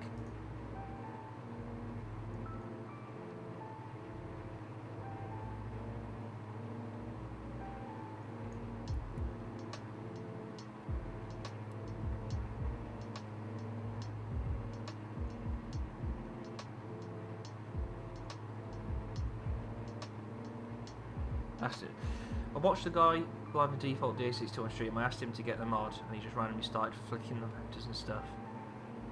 Turned on the mixture fader and started the engines. I mean, I love the fader thing. It seems to work. I mean, obviously, I don't have it on to start the engines initially, and I just flick it on after they've started, and it works flawlessly.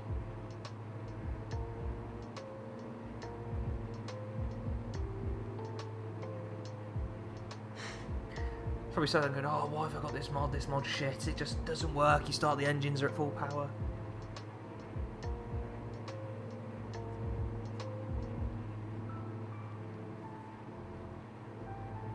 That's because people don't read the paperwork. That's the issue.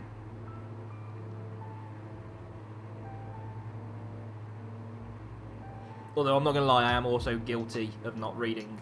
In fact, I'm guilty of not opening the folder, because for a little while I was sat there going, this mod doesn't seem to work properly, and then realised what I'd done. Rather than putting the actual DA62X folder into community, I'd put the main folder in with all the paperwork in as well, so obviously the game didn't recognise it. And I was sat there going, this mod doesn't seem to change much. The fuel's still off, and this doesn't work. It doesn't do what it says it does. And then I opened the folder and went, oh yeah, there it is. It's inside. Whoops. I literally just took it from the zip file and just copied it straight across. So I went, yeah, that'll do. That's when I found the PDFs and actually read through them and went, okay, that makes sense. That all works.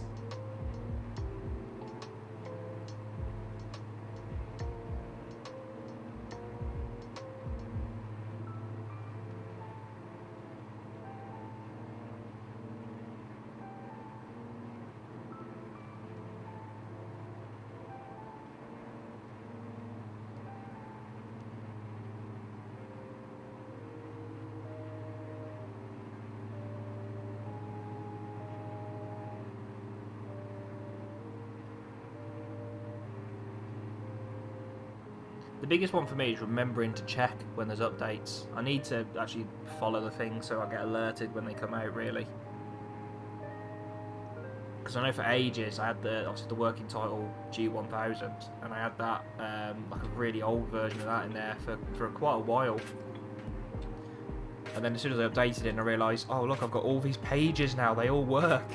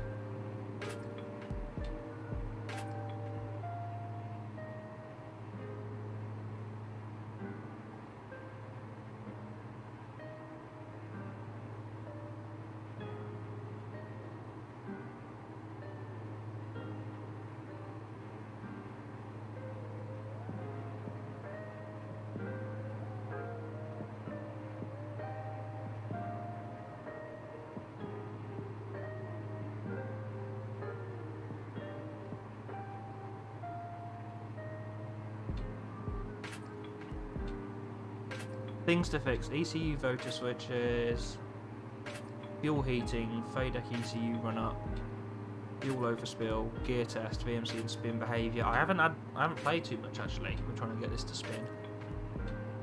Possible overheating and engine failure if overstressed. That would be a good one.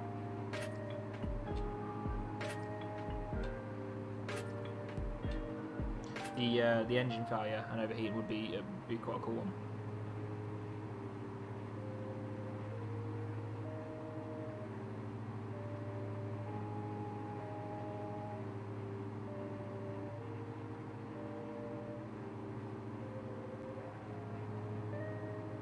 So is that one? It's trying to get that sort of balance between having the engine fail, but then I suppose at the same time you don't want it to, if you've got crash damage on, for instance, the game to go, oh, okay, well the engine failed, therefore you've crashed, therefore we're going to end the flight now.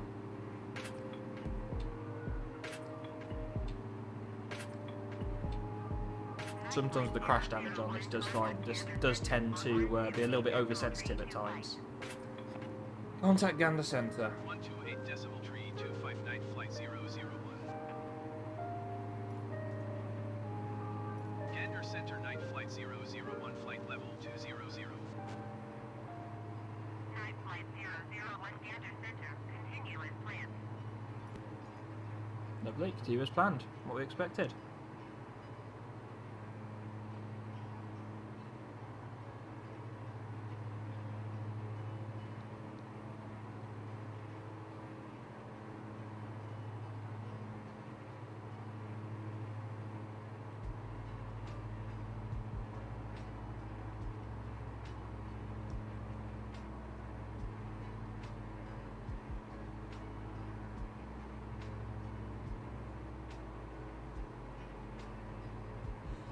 So the next update then, flaps are better, next update, sin altitude, low warnings, de-ice fluid reset, fuel totalizer behave differently, general flight attitude as well. I'm really looking forward to the next update. I'm really looking forward to it now.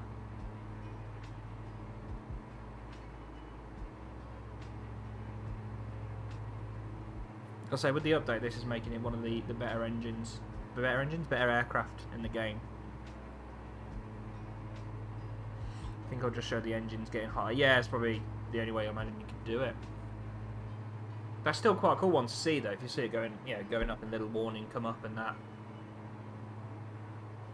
Like you said, for study level, that'd be quite good. You can actually practice going, oh shit, engines are overheating. Right, do this, do that, do that. Bring the power back.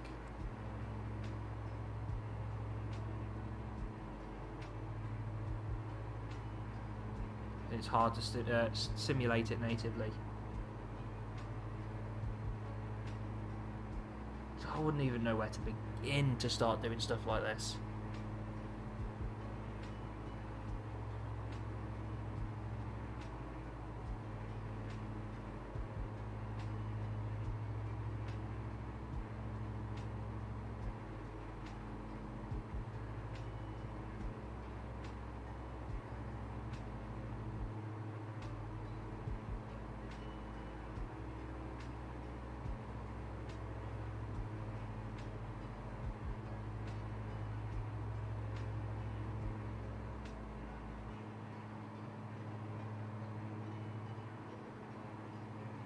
Like, honestly, fair play to you. Like, you've done an amazing job at this.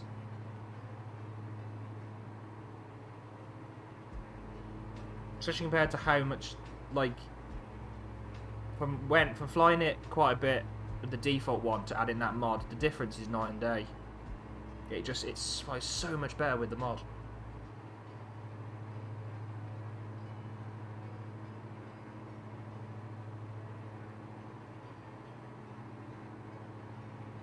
That was one of the most disappointing things when you first load it up and you come on here and you go, right. Like, imagine if you've never flown an airplane before, it makes no difference. But, when you come on here and you fly, obviously you fly for real. You come on, you go, right, okay, I'll do this, do that. Oh, that doesn't work. Okay, well, that's fine. Oh, that doesn't work either. Oh, that doesn't work either. That doesn't work. You go, oh. So about 6 buttons in this entire flight deck actually do something.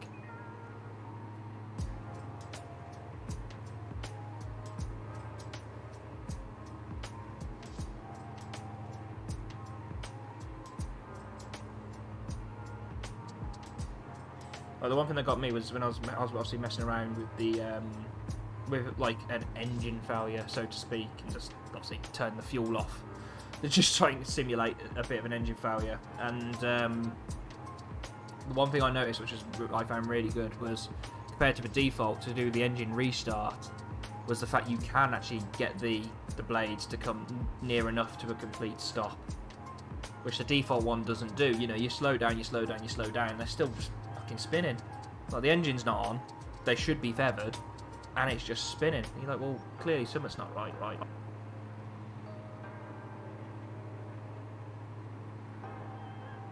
You can follow on flightsim.to. I'm going to do that. I will follow it on there.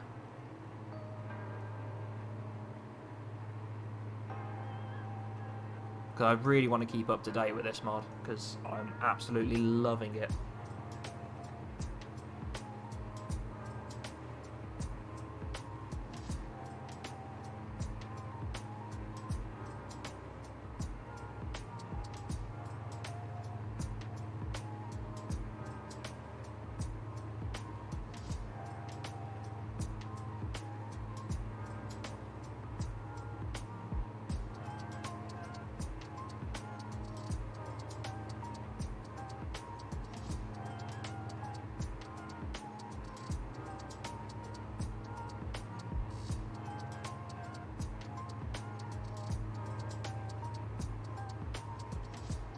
Gone to natively feather, but the animation's still missing.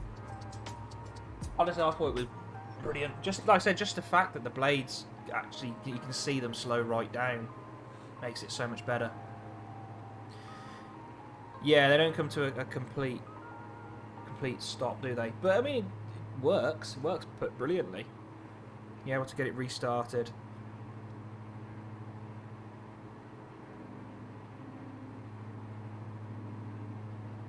What would be good to simulate is obviously, like, again with the engine restart, is obviously like this sort of jump, because obviously the way Flight Sim starts it, you press the button, the engine goes.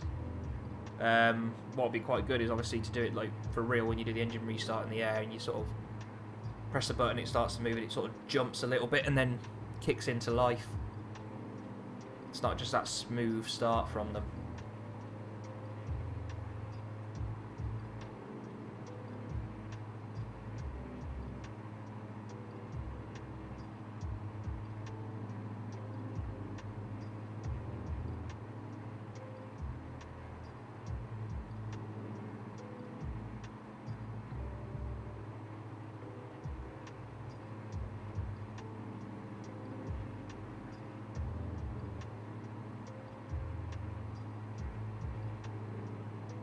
No, I imagine that, yeah, can't do that without custom animations. That's the problem, isn't it? Like, I imagine that's a hell of a lot of work. It's like a whole other thing altogether, I imagine.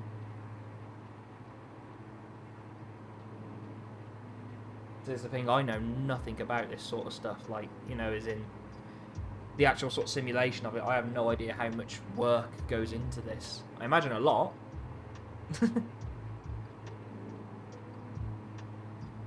Like I said, I wouldn't even know where to begin to start doing this. Like, I open up the configs and it's just, well, there's a lot of numbers and stuff.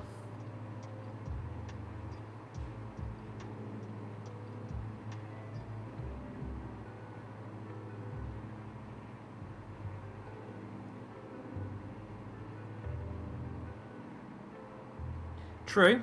I know how planes work. That's the thing, I know that side of it. I know how the planes should work and, you know, all the actual sort of physical side of it. It's the actual computer part of it. Trying to put the two together is, yeah, where it gets difficult.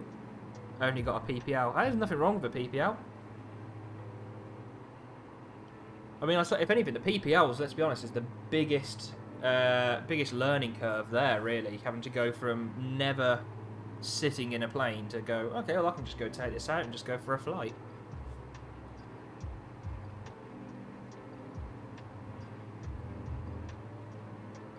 You know, stuff after the PPL, yeah, it's difficult, but it's not. It doesn't feel as a steep a learning curve as the first doing that PPL. It's still weird to fly solo. I do remember my first solo flight after like, not obviously the ones whilst doing PPL, but after getting my PPL, and I flew from, where did I go, from Gloucester down to the Isle of Wight, actually, Sandown in the Isle of Wight. And yeah, trying to, like, I'm so nervous. I thought, right, I'm going to take my partner out, we're going to go out to the Isle of Wight for the day. So I sat there going, oh shit, this is actually it now. 83 hours, we've all been there. You'll soon rack them up. So are you planning on like doing your ATPL, or are you happy just sort of sticking with PPL? Like,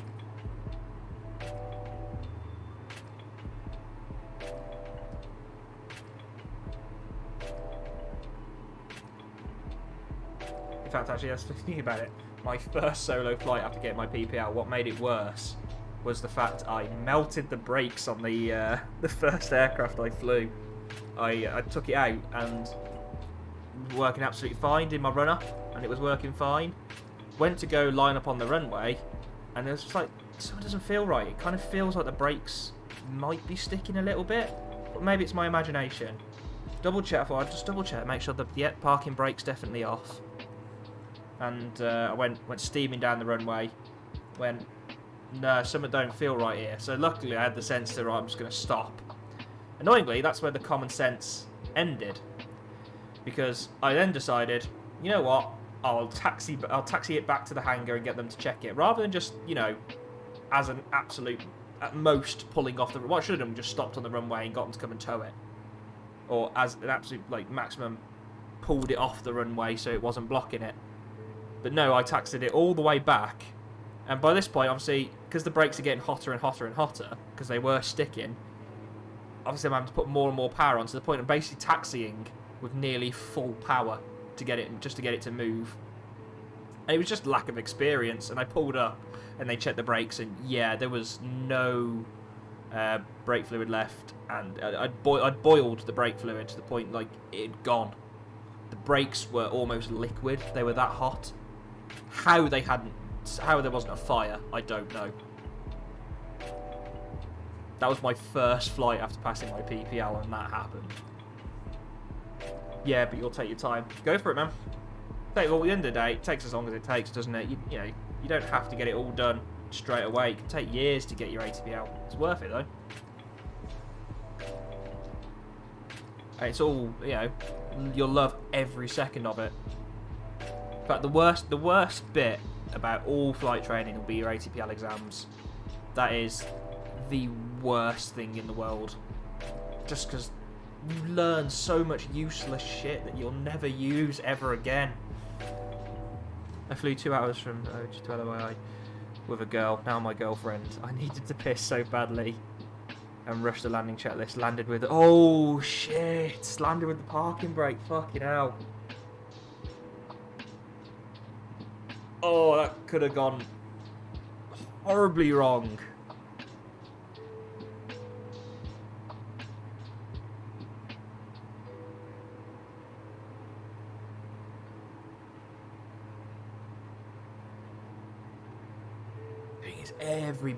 Everybody is fucked up at some point, especially when you're new as well. You know, you've got literally like 45, 50 hours in an aircraft, and they're going, yeah, okay, you're done, you're free to go do whatever the fuck you want now.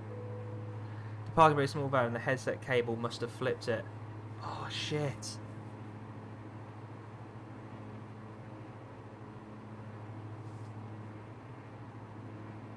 You were lucky, you could have flipped the aircraft. Jesus. That could have gone horribly wrong.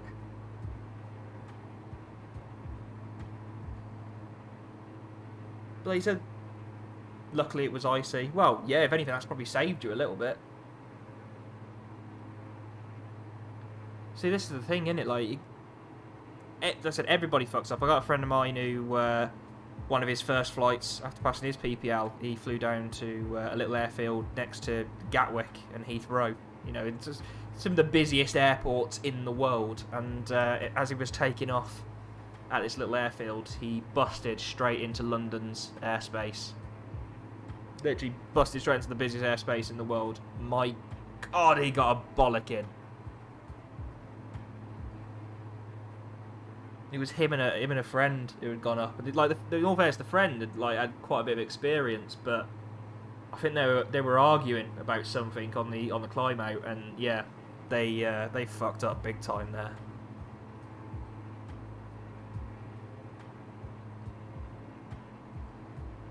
They had the brake off. I thought the tyres popped, so I told Tower, at least you did the right thing. You know, it's better to be safe, innit?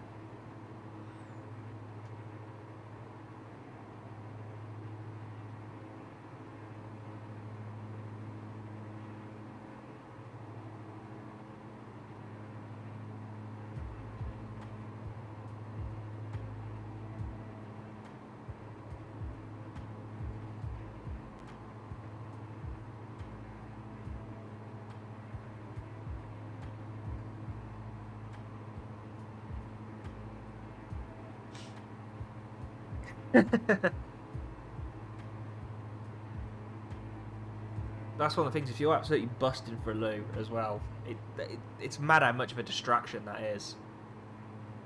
Ran through security.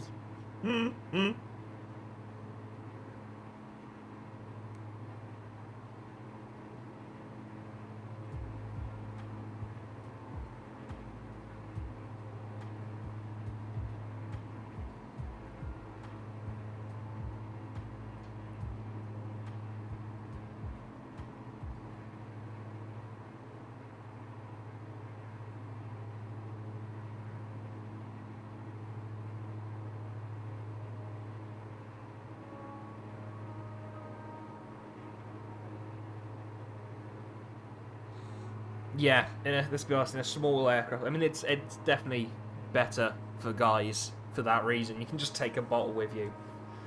Yeah, for no little aircraft, not having a toilet on board. Like even think a flight like this, well, I'm doing here 5 hours. That's a long time to go without taking a piss, really. You know, to be able to actually be able to drink and not be dehydrated and not go for a piss. The alternate you filed was snowed in. Jeez, you didn't have much choice then. To be fair, we've all been there. Like I think it was one of my first multi-engine lessons. Because obviously, you know, it's your first one in a multi-engine aircraft, it takes like 40 minutes just to get the thing started. Got it started, taxied out to the runway, and like we were just about to call ready for departure, and I went, yeah, I can't hold this anymore. Not for another hour at least, like another hour of flight. I'm gonna have to turn around and go to the toilet. And the instructor just was like, really? Are you sure? It's like, yeah, no, I'm not gonna be able to hold this for an hour. So I ended up like got everything ready for to take off. Yeah, right, back to the apron. Let's shut the engine down and go for a piss.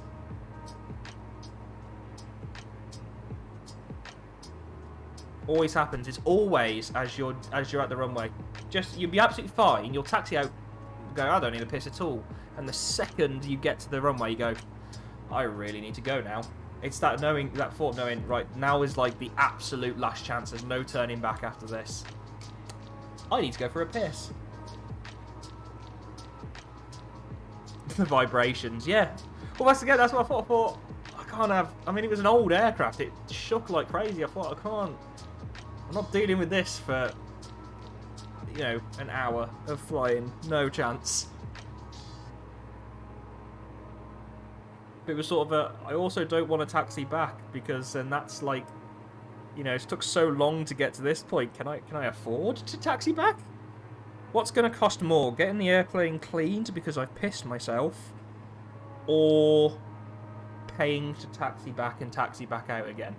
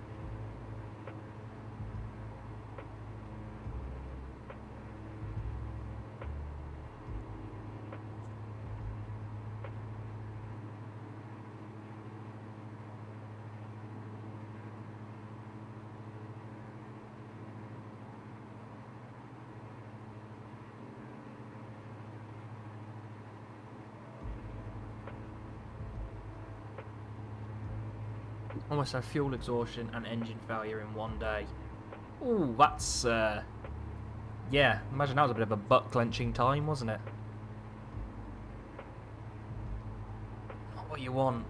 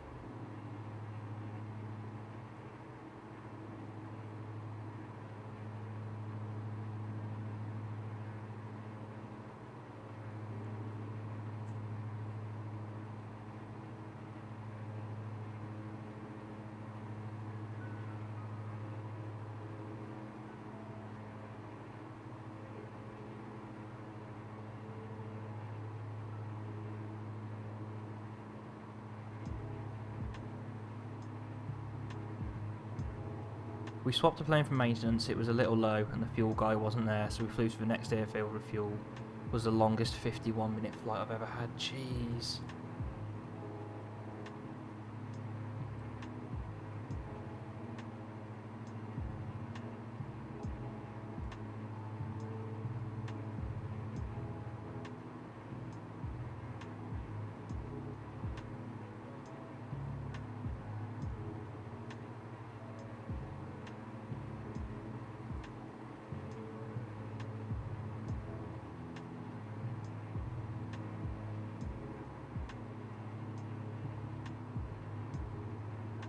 After we took off for the final leg and the engine spluttered on before rotation.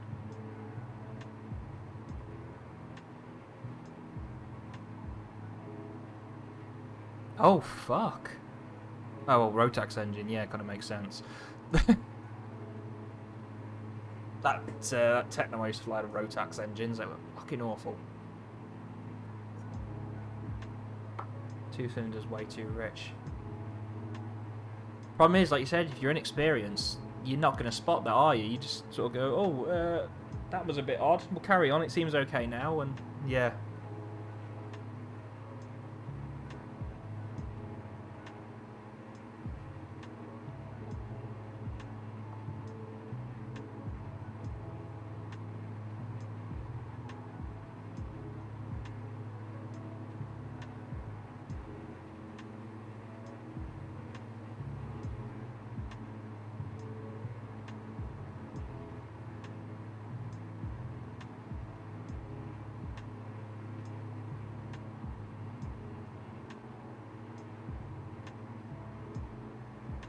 And then that's the thing, like a lot of, you know, admittedly you do get a lot of small aircraft. Yeah, they are a lot more prone to accidents, but that's a lot of times what it comes down to is that people just don't have the experience. It also happens when you don't have EGT and fuel flow. Yeah, well that's just it. Yeah, without having that in front of you, you've got even less chance of spotting it, haven't you? And I hate to say, I hate using this term, but it's correct. It's that whole Swiss cheese thing, isn't it?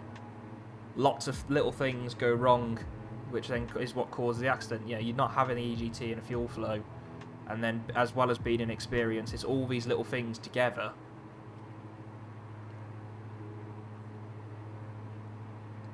It happens every day. Shit like that. That's obviously the more experience you get, the better you are at catching it.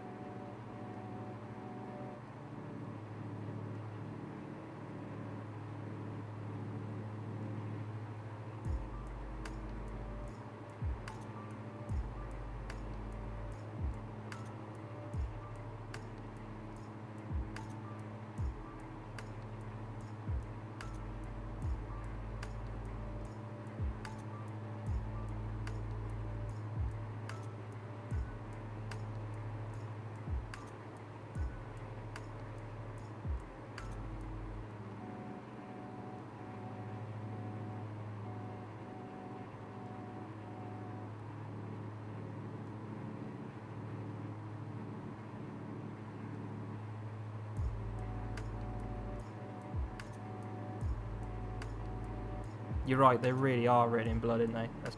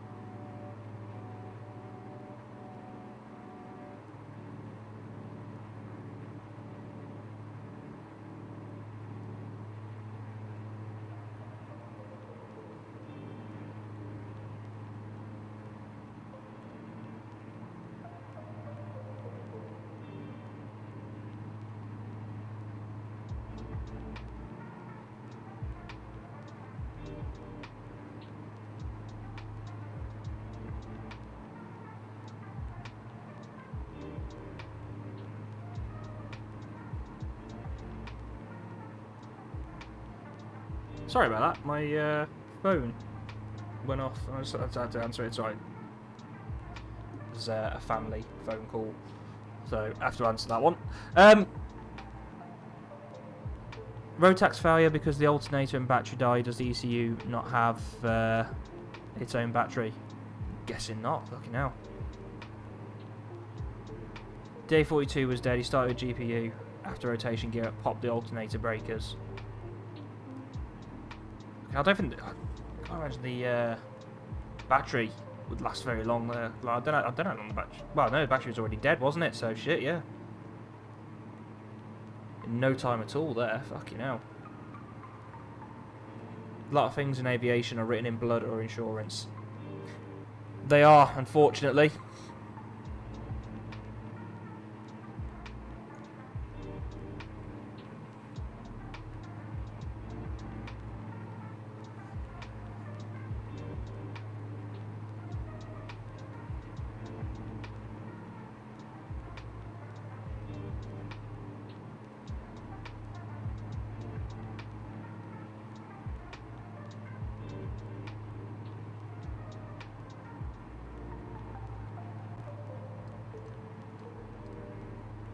Right, so there we go. There's Dory. What do we need at Dory? We needed a minimum, absolute 13.7 gallons. And we've still got 41.9. So we've still got 5 gallons and the each of the aux tanks as well. So that's not too bad. In fact, it's pretty much, supposed to be burns below 15. It's about time to turn those back on. Get those last few gallons out of there. Left and right pumps on. Make sure there's no other alerts. There's not. Good to carry on. You can see land on the map at last. Getting closer. This is another long leg, but it's nearly done. About an hour to go.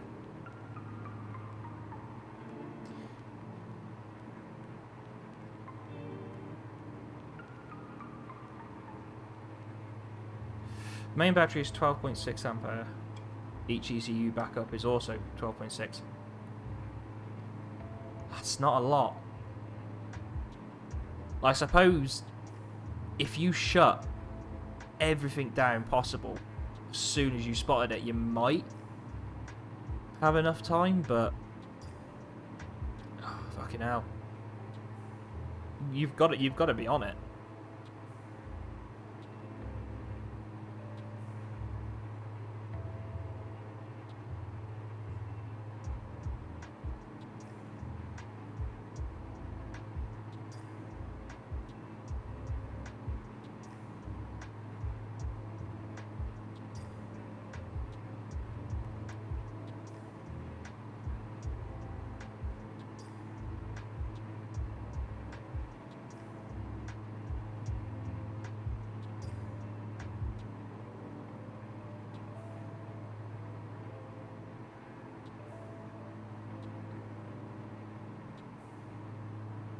I think the 172 has 26. There you go, exactly, yeah.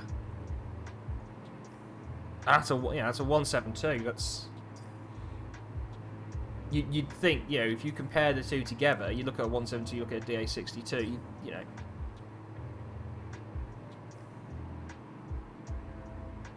DA62s you'd think would be that much more. That's just it. In fact, it's a twin.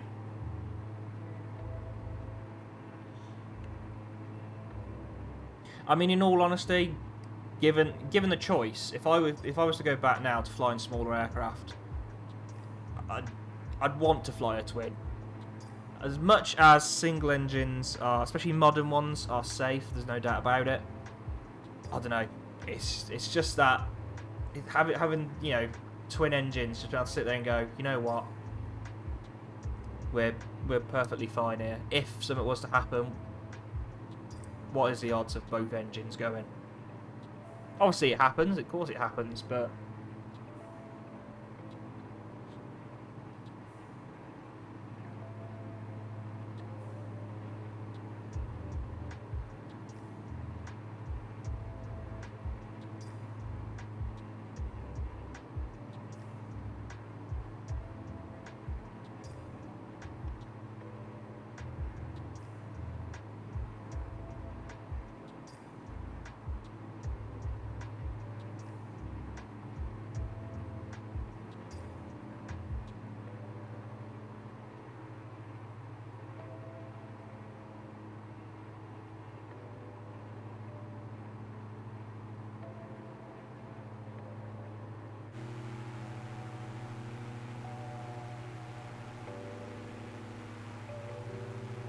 ECU's overheated on the DA40s in Arizona.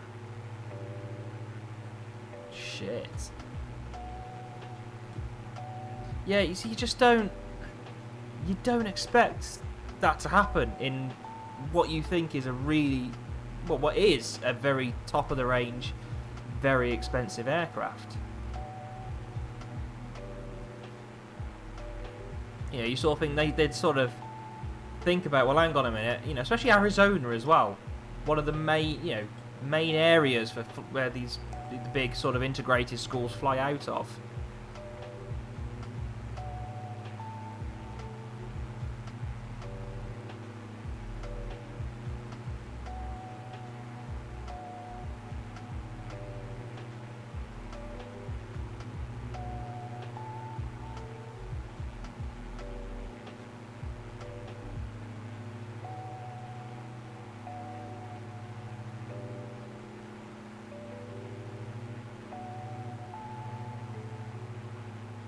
.97% throttle. It's up there. It is up there.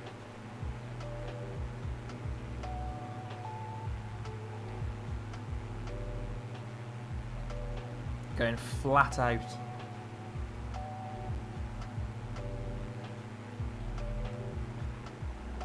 Thing is, that's one of the lovely things about the 62. It can hold so much fuel. 86 gallons of fuel is a lot. Especially even when, you know, at what would be a very high performance setting, throttle setting, we're still only using 14.8 gallons an hour. You know, if money wasn't an issue, you could fly a lot of places at this speed with full tanks. I mean, you stick it down at 60% and fly nice economical. My God, you'd go for miles.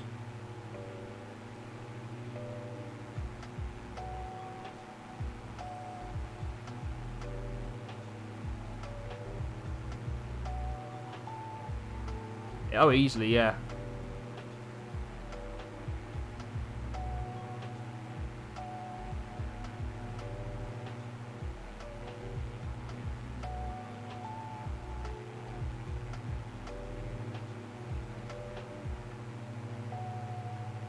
It's the crazy thing, isn't it?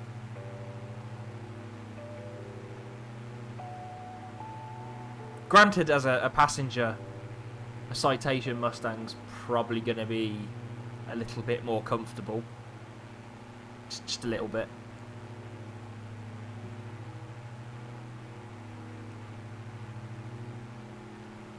But you know, if you had the money to own something like this, it's, you know, bloody economical way of getting around.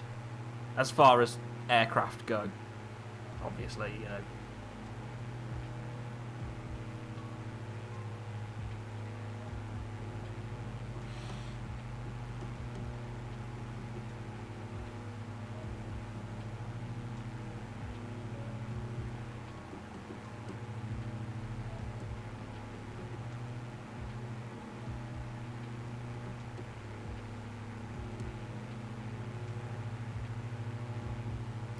Mm-hmm.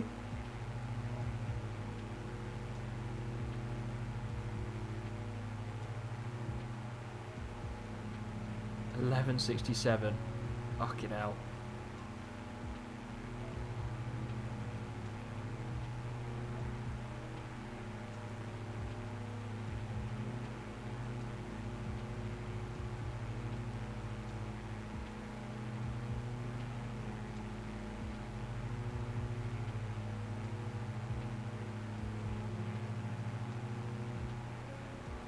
It's nothing, is it?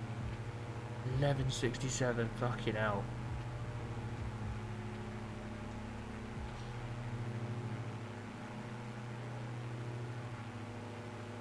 But you're only going to get part way across bloody Europe with that. Feel like you've travelled further.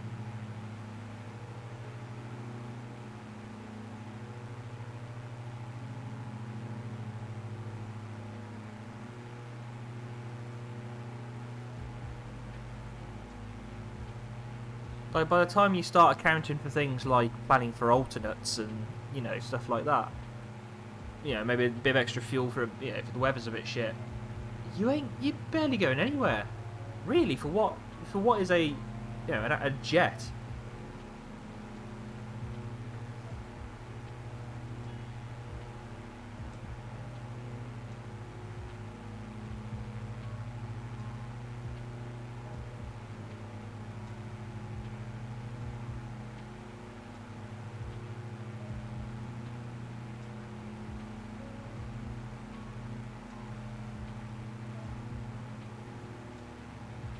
I don't think it's much different. That's the little Honda jet. And that thing's tiny.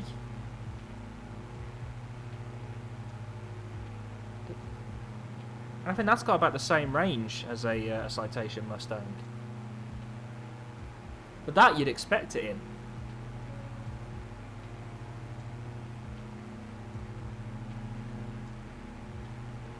Love your plane.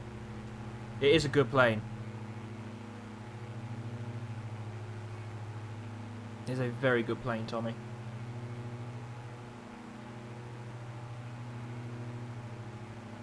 Is that land I can see? I see land in the distance. We're finally going to finish the ocean legs.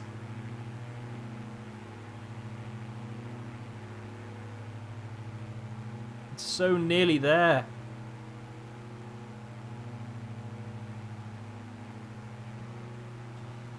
To be fair, that ETA's come right down. I mean, it was what, like 22, quarter to, it was saying originally. But then look at our ground speed, 197 knots. We should be doing like 170 at the moment, I think, is 183, sorry, is what our ground speed is planned to be at the moment. We're doing 197.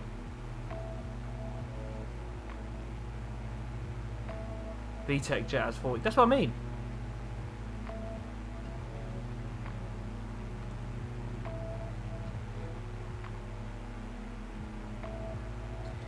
You know, it's nuts, isn't it? Like, that you would expect to have a much smaller range given the size of it.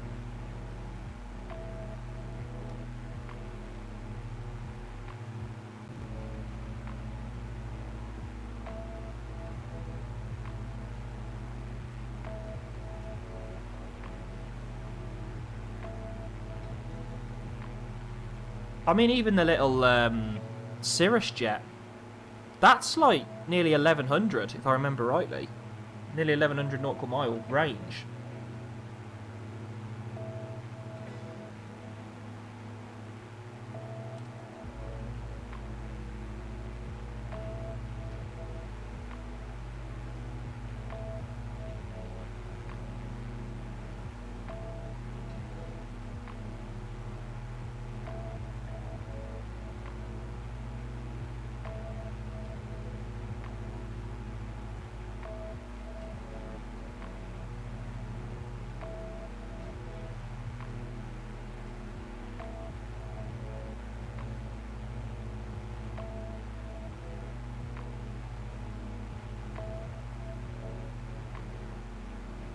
You know, the little Cirrus jet, it's if anything, I think its wingspan is actually smaller. I think it's actually slightly smaller than the DA62 in size. And that's got the same range as a fucking Citation Mustang.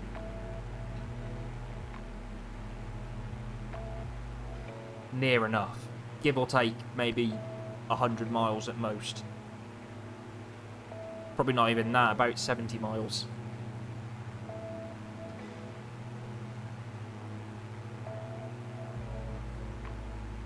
Alright, let's take a look at what's the weather doing in Goose Bay at the moment. Goose Bay. 15 minutes ago, the wind was 190 at 2. 15 statutory miles. A few snow showers. That's going to be fun.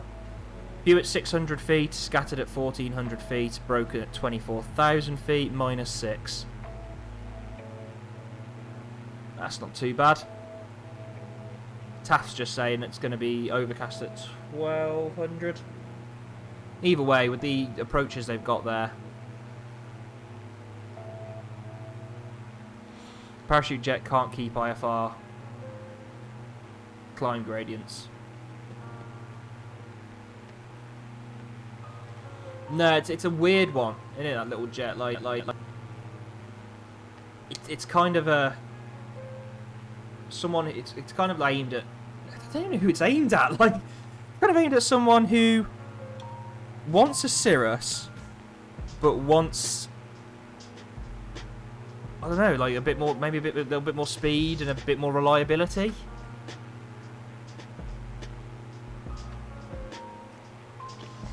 I mean, they're not bad jets by any means, but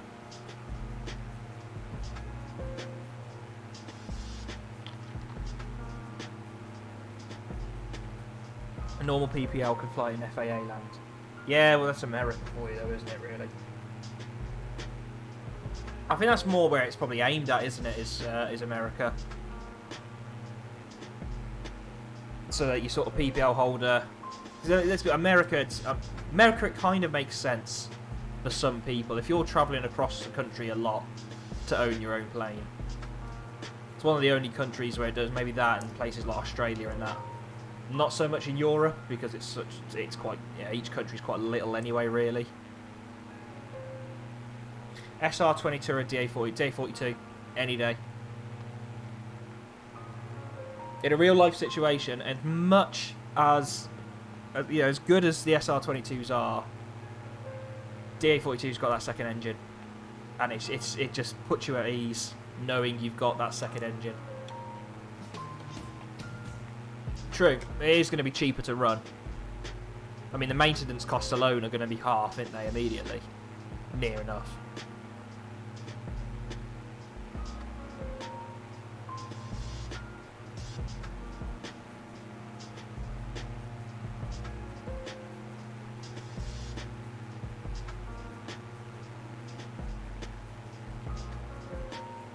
So with the fuel, though, as well, maybe.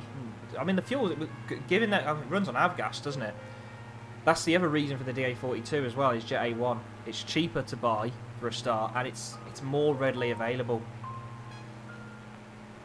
You know, you can pick Jet A1 up nearly anywhere.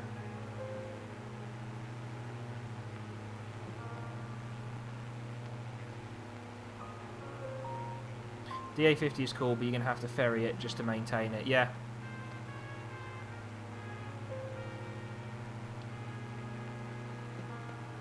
It's a lovely aircraft. Gorgeous looking aircraft.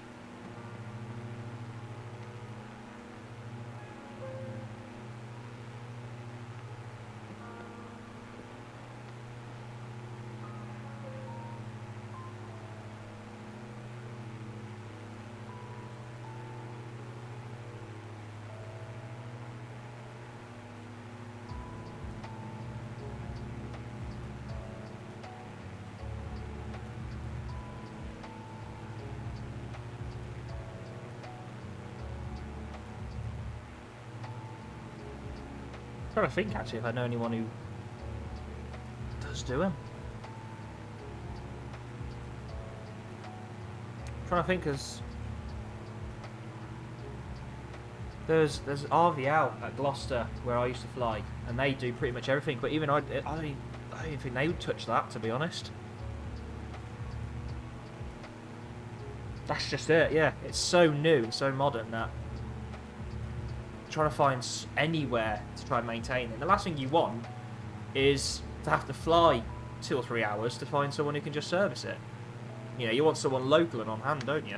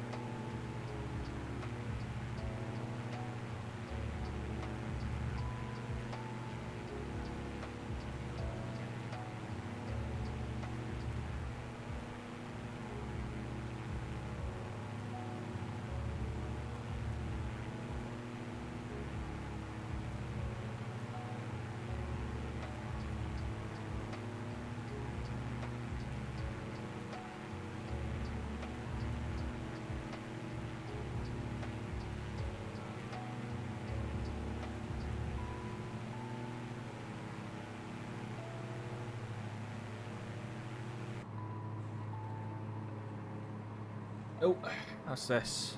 Fuel aux pump's empty. Yeah, that's fine. Just knock those off.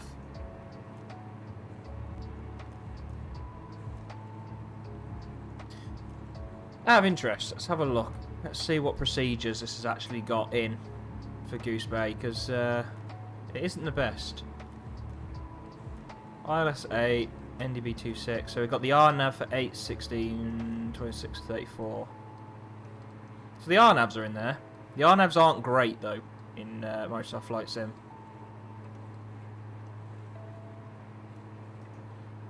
Depending on what the weather's like. At the moment it's only like 5 knots across. Rather go for the ILS.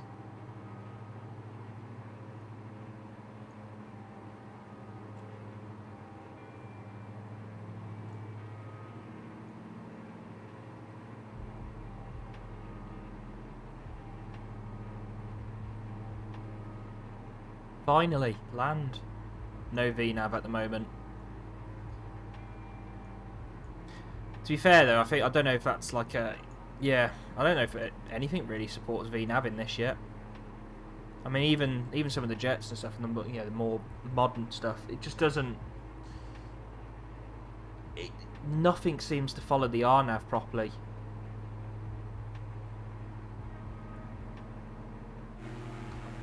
The way they're sort of coded just doesn't seem to line up with how it should be.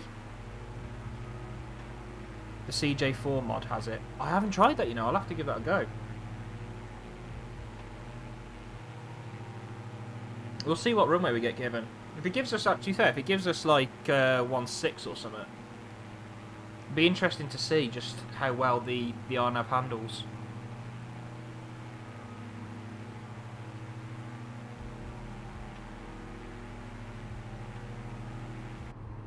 I mean, what's the point on it actually? Because where did I try?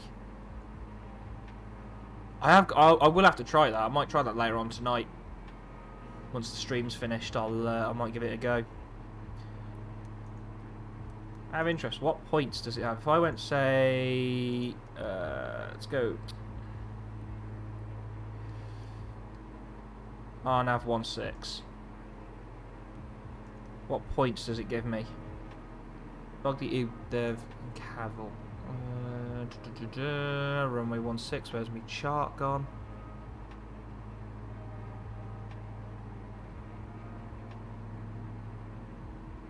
see, doesn't help my charts are a little bit out of date as well.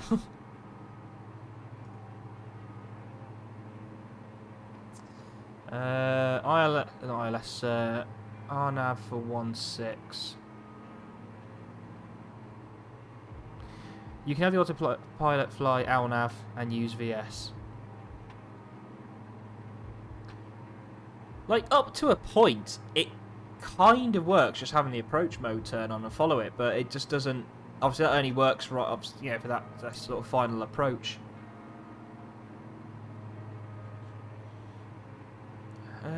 Where on earth is the chart for RNAV runway 16? There it is. Fucking hell, those charts are out of date. I didn't want that one.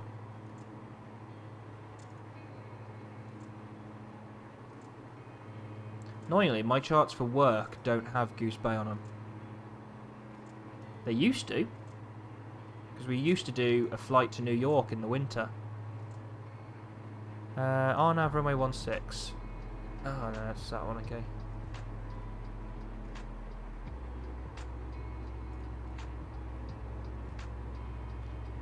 Have you considered flying lower, 300 feet or so? Fuck it, let's do it. No, I'm not going to do that. I mean, there's big fucking hills for a start. Got a good view. Yeah, sorry, I was too busy looking at my charts. I forgot I hadn't reset the camera to show what the view was like. There you go.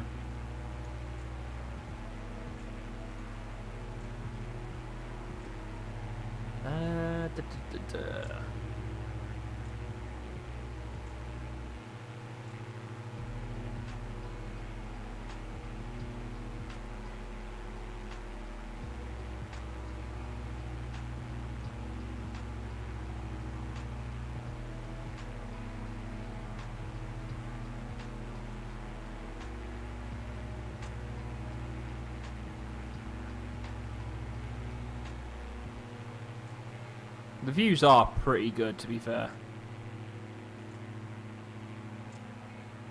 I say it's the new update with the snow and everything that really makes a difference.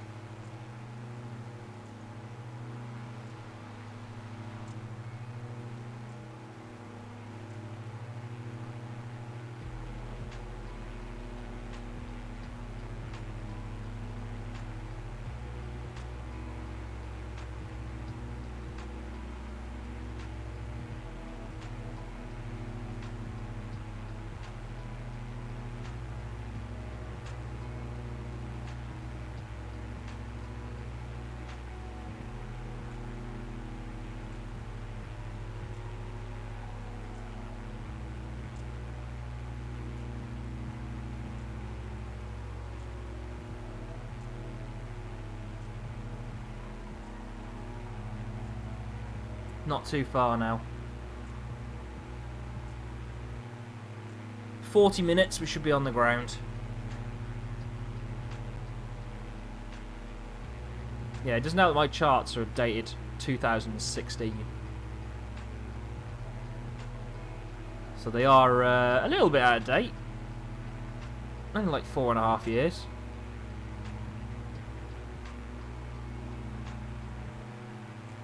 Problem is, I'm too tight to buy a Navigraph subscription. That's what it comes down to.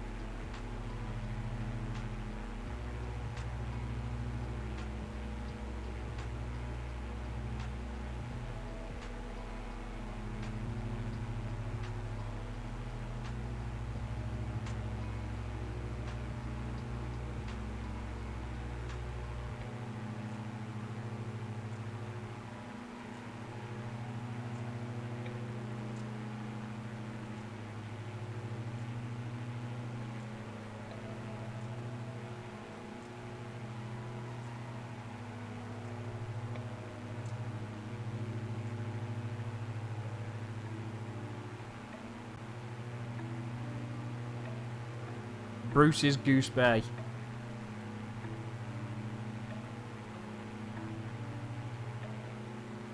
Let's have a look. Let's just Thank you, Randy Young, for the follow. Not gonna lie, that scared the shit out of me. Yeah, see, annoyingly, I don't think I have... Oh, I do have Goose Bay. It's appeared back in my charts.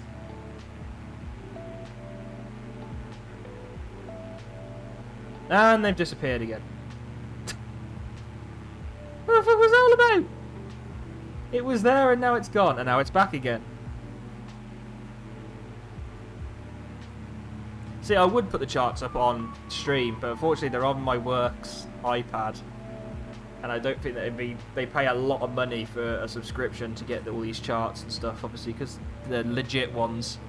And I don't think they'd be particularly happy with me just sort of showing them off and going, here, look at these charts, these expensive ones, you can have them for free, look at my stream. Oh, that's why they keep disappearing, it's 2 in a...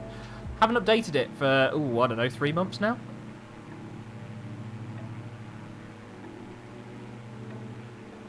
That might be something to do with it. Randy Young, how are you doing anyway?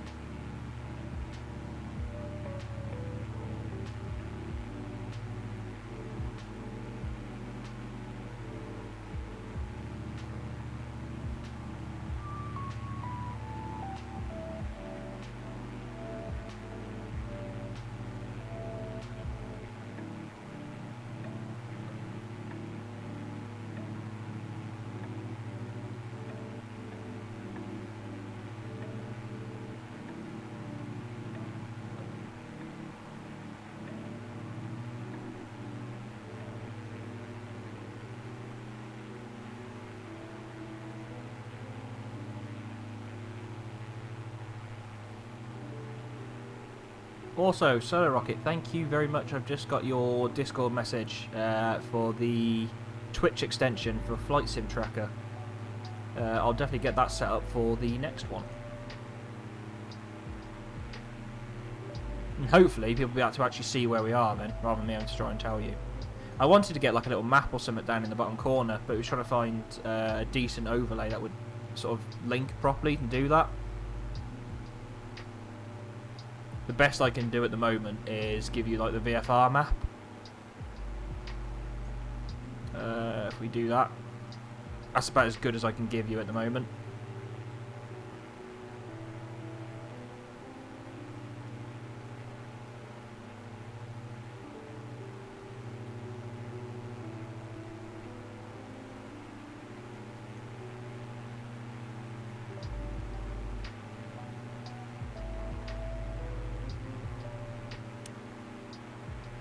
Looked into the Sky Safari thing. Sky Safari? What's that then?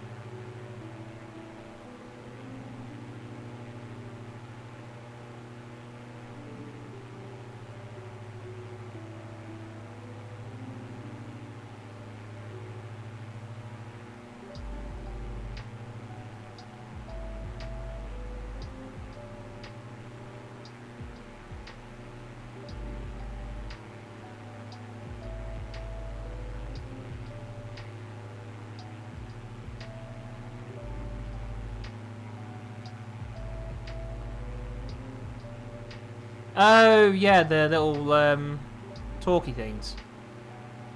They're right. They are. Yeah, I've had a go at those off stream. I haven't done them on stream yet. They are really good. So as you fly over and then you hit a marker, it'll go start telling you a little bit about the area.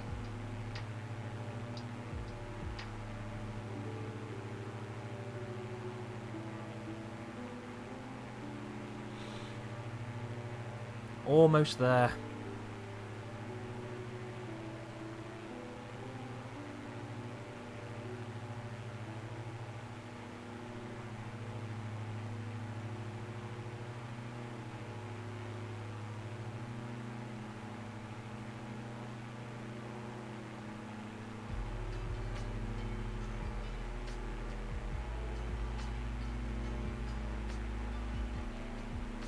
AP, autopilot. We are on autopilot yet. Only purely just down to the length of the flight. I am not hand flying it the whole way.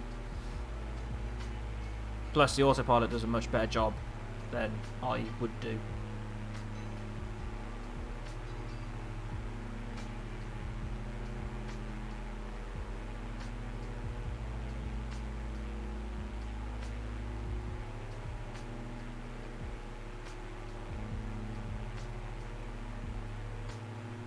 Hand fly it like a man.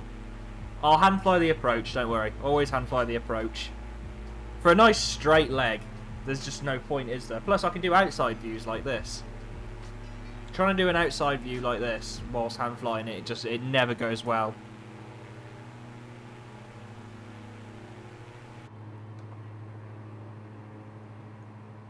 Hang on. Let's bring it in.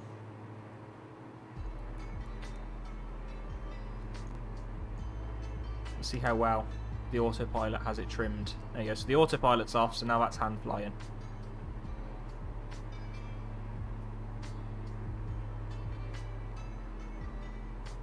Which is good because sometimes the autopilot, you take it off and the trim's just gone a bit nuts and it'll just sort of nosedive or something.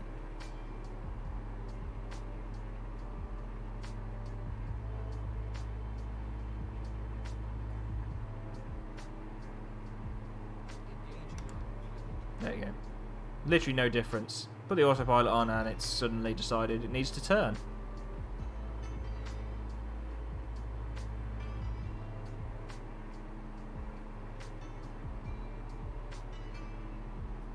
How far have we got? 85 miles. It's not too far now. What does this say? 26 minutes. And the overlay saying we're going to get in at 18 minutes past. All I can do is tune. All I can tune the PIDs, which don't do much.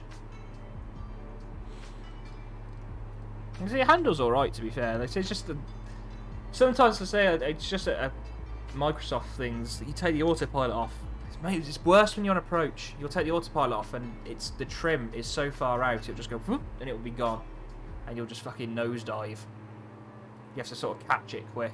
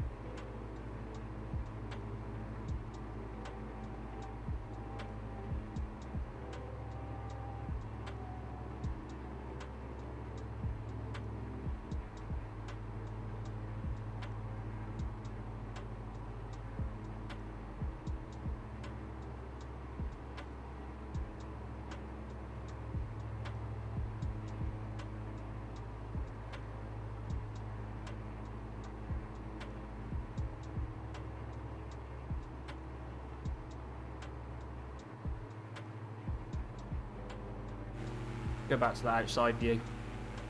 Just because it's much prettier. As pretty as the inside of a DA62 is. That is pretty gorgeous.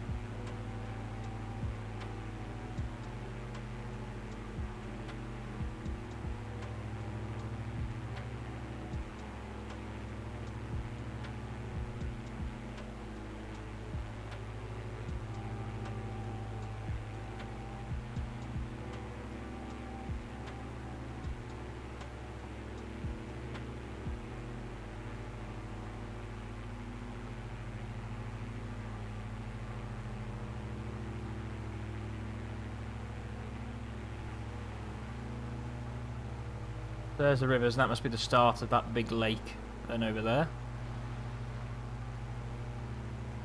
And Goose Bay is just the other side of that lake, just going to be underneath that layer of cloud. 9.001,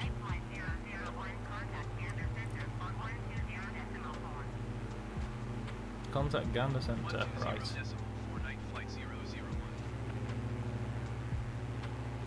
Gander Center night flight 001 flight level 200. 9.001 Gander Center continuous plan.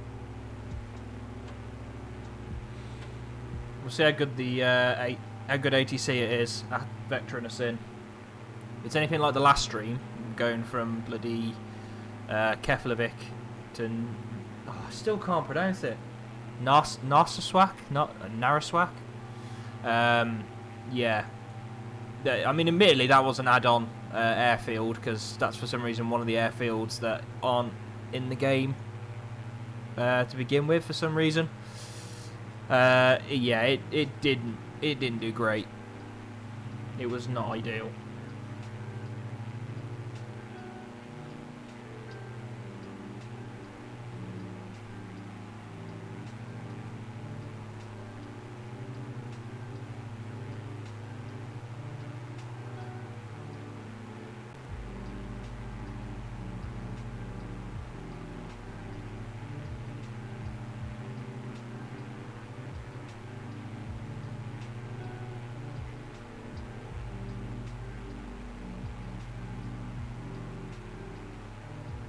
Not too far though. 20 minutes, we'll be on the ground. I hope. 9.001 descend and maintain 10. There we are. Oh, right, descend and maintain 10,000 feet. 10,000 feet night flight 001. So we'll set 10,000 in there. Let's keep it at the same sort of speed.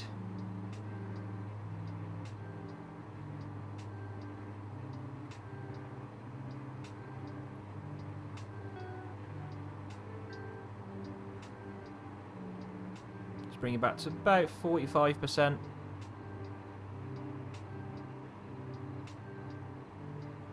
And then we need to set an appropriate QNH, which he hasn't given us, which is a real pain. So I'm going to have to set it up automatically. Apparently it's 2992. What's their METAR saying? 3028. See, that's why it's...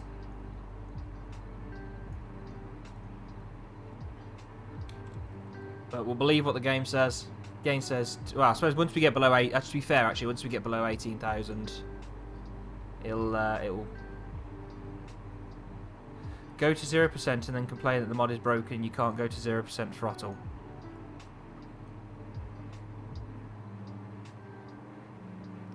It's ridiculous. Can't go to 0% throttle. Mod's broken.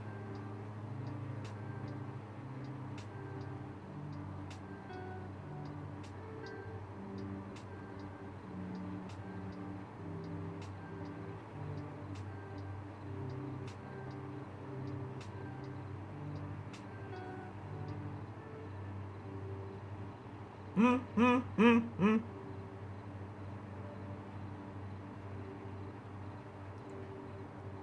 ridiculous. I'm never going to use this mod again. No, it's a joke. It's...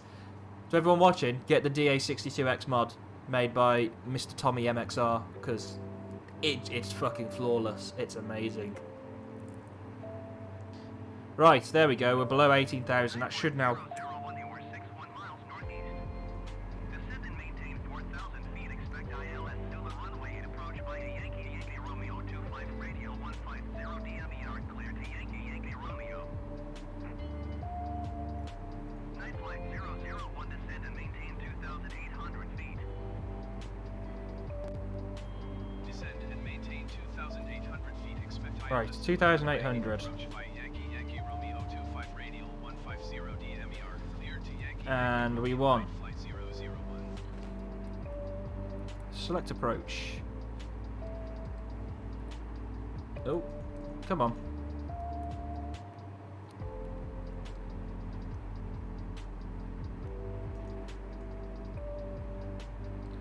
ILS runway 8 Zulu. Via... What did he tell us by?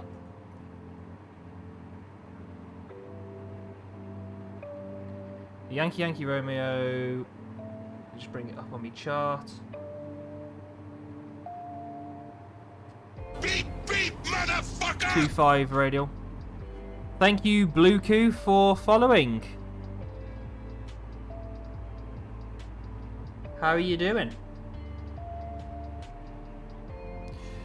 So that's going to be the 25. What did he say? It's the 025 radial. So yeah, 025. That's the one we want. And we got a minimum of. Can't set it in there. We can just activate that because he's cleared a straight there. We have visual field. Request visual. Good. I'm glad you're doing well, man. Welcome to the stream.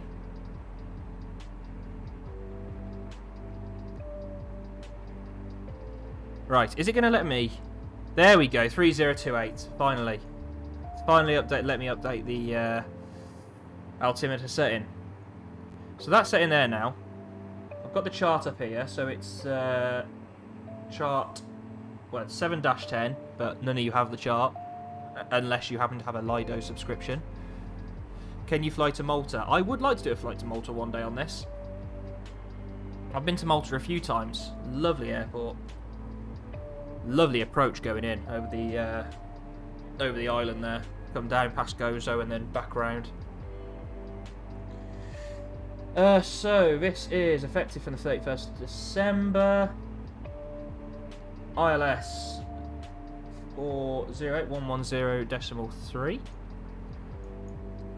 So let's set 110.3 in nav 1. You know what? We'll have it in nav 2 for now.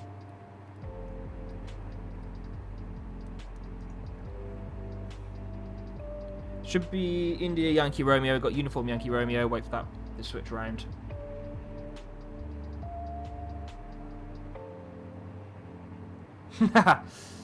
Actually, I don't fly there anymore in a 7.3. I used to. Used to fly there in my old airline. Yeah, it was beautiful.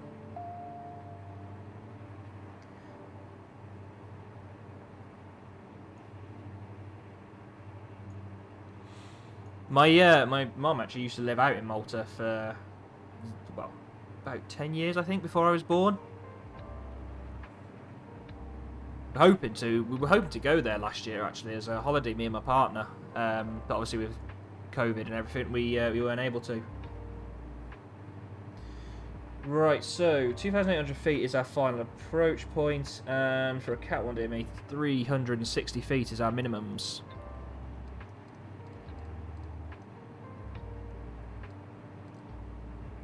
Oh, wrong one. Come on.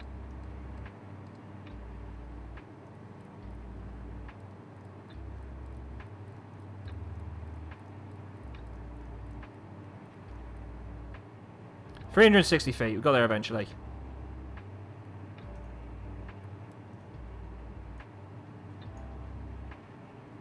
Okay.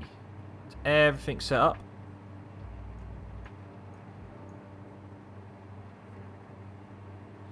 The biggest they have is the A321neo, so it's not bad, small compared to an A330 and A350. Yeah, I suppose that's the problem, innit? I suppose if you want to go sort of... I suppose it must be a pain if you want to go anywhere sort of long haul from Malta. You kind of need to go up into probably Italy, I imagine. And then probably from there, I'm guessing.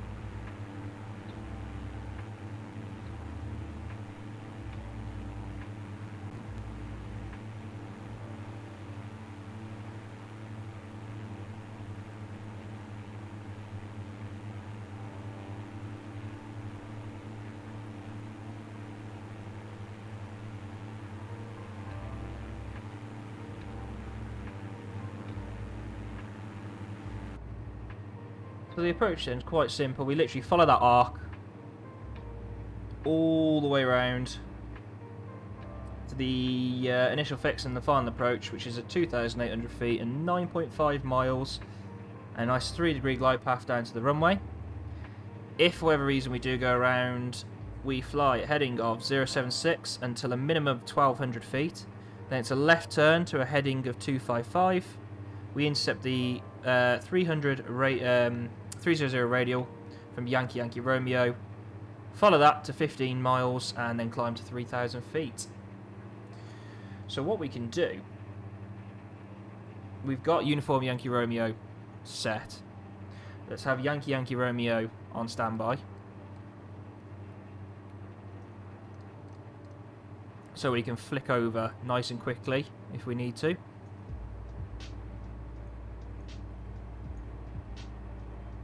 You can go to Dubai by stopping in Cyprus and then to Dubai. So that's not, yeah, okay, so that's not too bad then. So it's just a pain. No matter where you want to go, if you want to go long, you've got to have that stopover.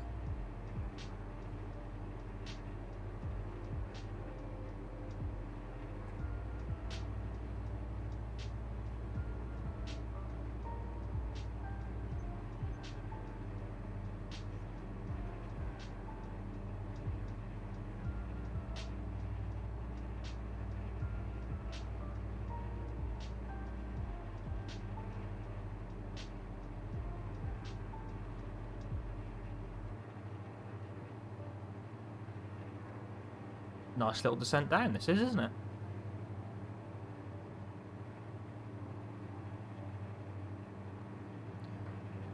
So the ATIS is on 1281, so let's get that up on COM 2.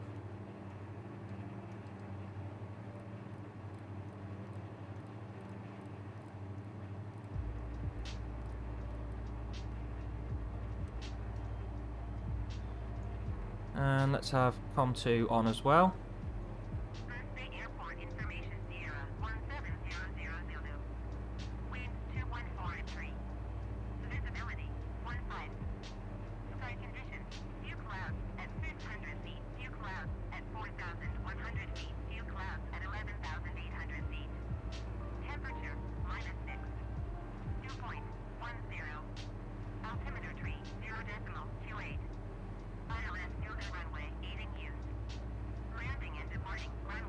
Runway 3028 set, wind 214 at 3, so a little bit of a tailwind, but we're talking like 2 or 3 knots, so nothing particularly there to worry about. One of my dreams is to board the Airbus A380 and the Boeing 747. I'll tell you what, that would be amazing. I've been on a 747 years ago. I went to New York for like 3 days as a kid. We went on the 747 there with Virgin.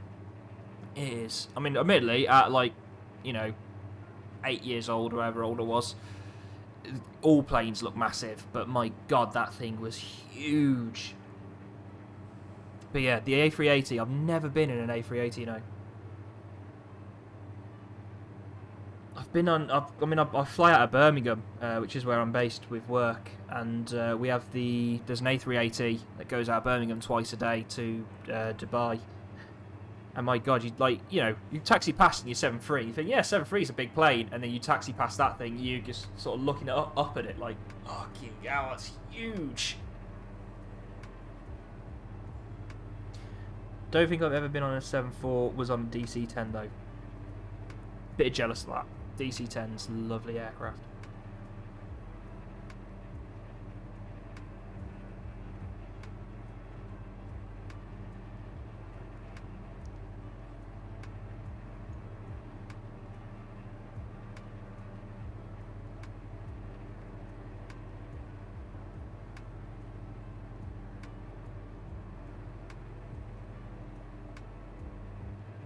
Just give it a little bit more power. There we go. We're still coming down fairly quick, so we've got plenty of time left. It's certainly not going to be a CDA approach. That's where having the VNAV would be very nice. Just being able to stick, 2,800 feet at the final approach point and just let VNAV take you all the way down.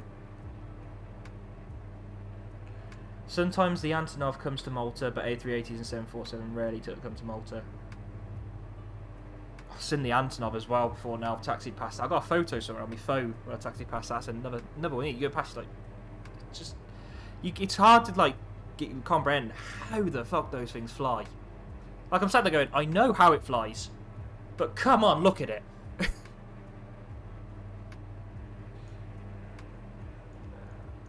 Got a little bit of cloud coming. I've got a little while yet, but given the temperature, I'm just going to knock the de-icing on. Just in preparation. I don't think we're going to get much, if any, but doesn't hurt.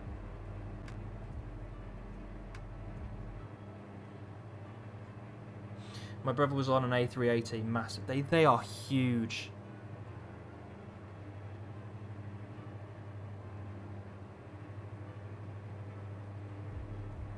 Defrost also works. Nice. Tell you what, let's turn the. Let's have a bit of air in here, eh? It's a bit chilly outside. We'll have a bit of warm air coming in.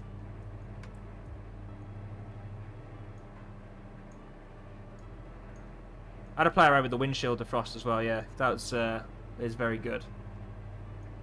It's quite cool how that works. You press it, you just see it sort of slowly disappearing. Yeah, the one that's always got me, which is one of those you don't realise how big it is until you see it, it's a 777. Because obviously you see a picture of it, it doesn't look that big, does it? It just looks like any other airliner sort of thing.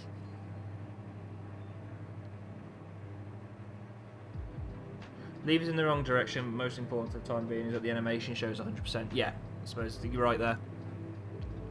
Yeah, the 777, it's one of those. Apparently, the engine on a 777 is big enough to fit the fuselage of a 737 in it. It's that big, which is just crazy to think.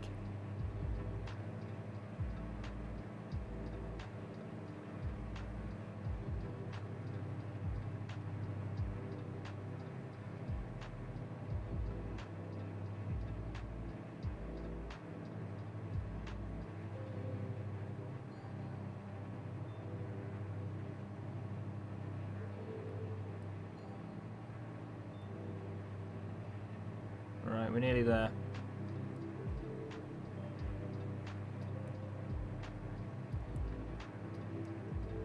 Not too worried about the weather. Annoyingly, it's got rid of my my route. I thought they'd fixed that. I thought I'd seen somewhere that Microsoft were looking at fixing that, but never mind. Or am I thinking of working title? One of them. Someone was looking at fixing that. Night flight, do you like football? Honestly, football's one of those things I've tried and tried to get into. I used to be a fan of it when I was younger. Oh, hang on a minute. 119er decimal 5 for night flight 001.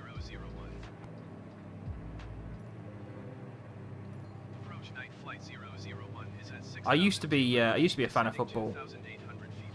I used to go watch Birmingham City play. Flight 001 approach. Continue to Yankee Yankee. Romeo is planned. Altimeter tree. But I don't know. I was more of a rugby fan. Mainly because I was forced to play rugby as a kid growing up, so.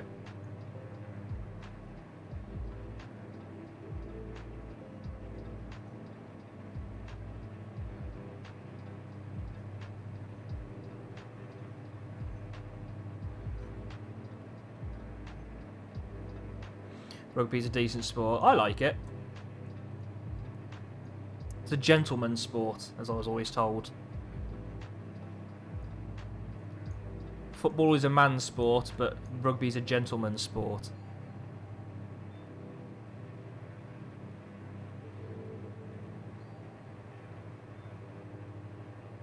Look at all those clouds. Hello, Pesto Hardino.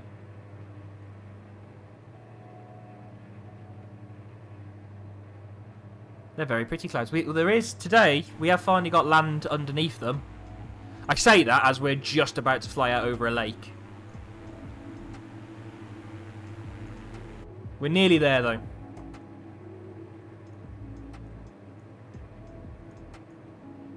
The approach is coming up.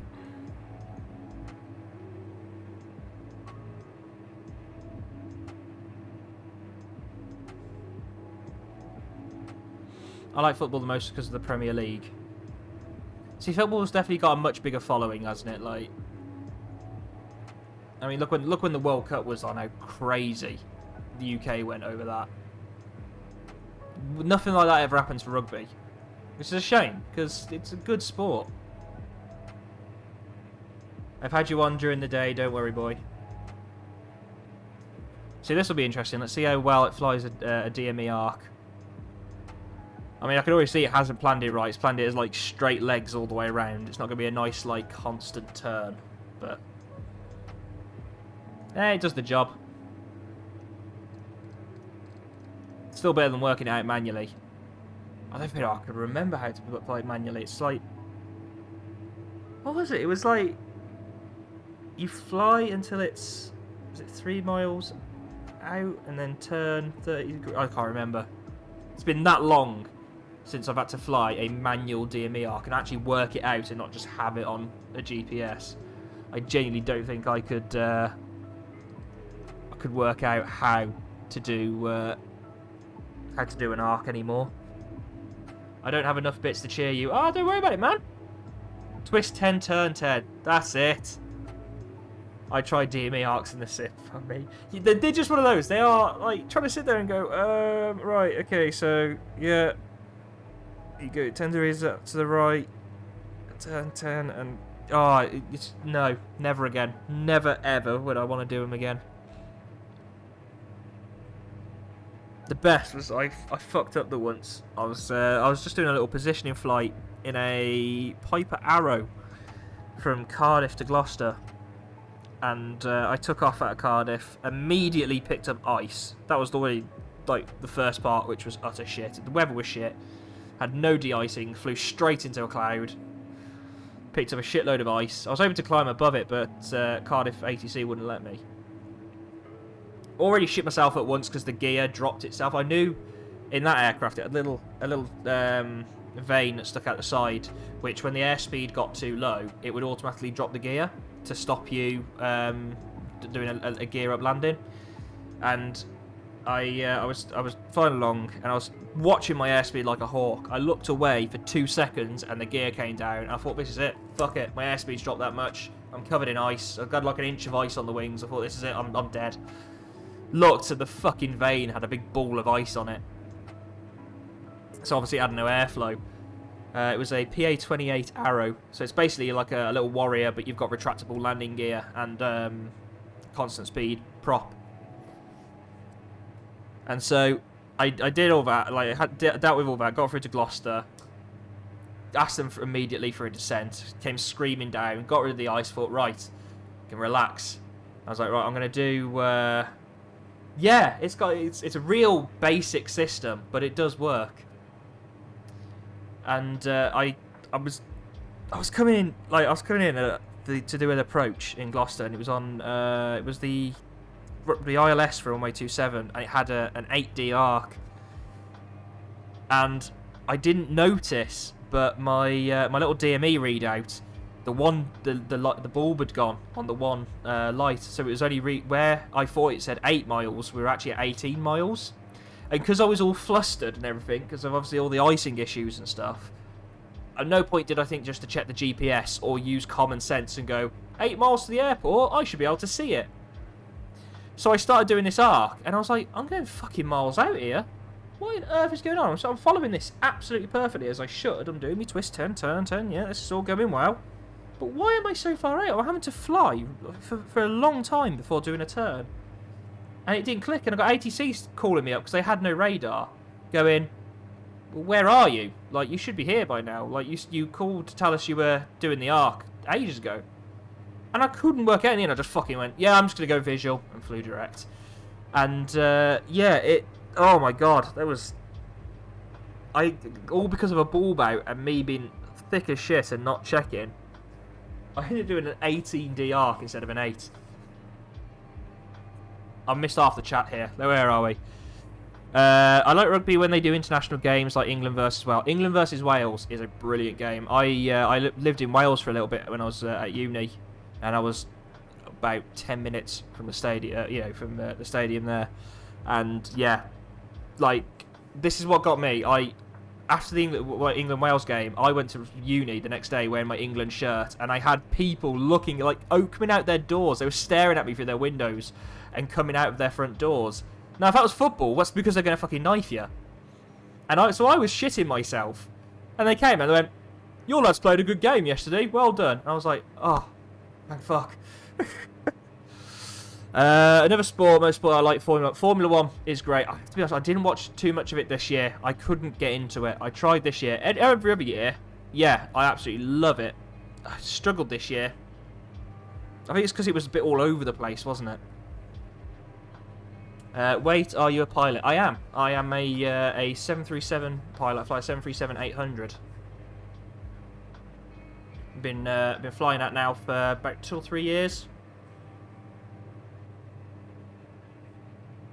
They're 2 hours at my airport, but they're like 4.50 a minute. I'd actually like to rent them. Yeah, they are lovely aircraft. It's because they're just so easy to fly. It's a Warrior at the end of the day.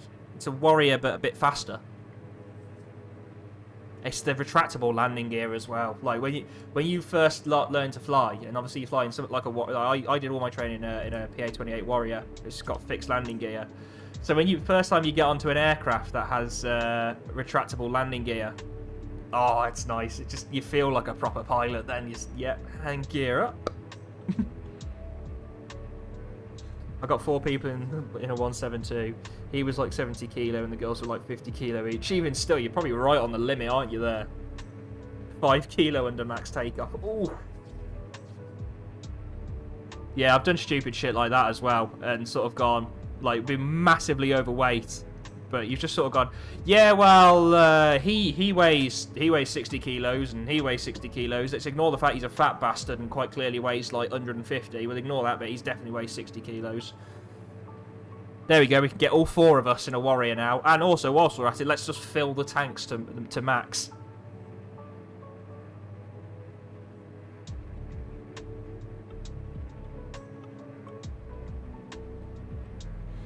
Right, speed this up a little bit. We're going a little bit too slow for my liking here. Let's just go to about 60%. CFI at the old school was like 100. Fucking hell. That's an awkward conversation, isn't it, to have with your instructor? If you goes to get in the flight and you go, well, hang on a minute, you're too fat for us to do the lesson. 118 in the books. Flight schools are awful for it.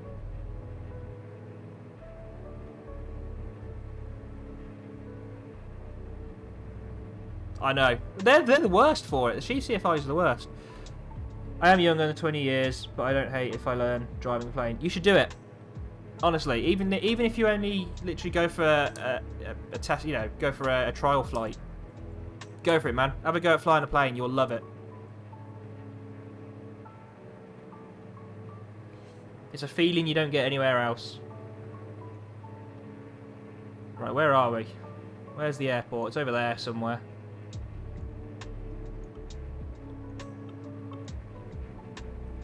It's in this just thick layer of cloud here. Do your glider's license. You know what? I kind of... I've only ever flown a glider once. I flew a glider when I was about 14. It was my first ever go at, like, flying a plane. And I'd love to go back and do it. Like, learn how to fly a glider properly.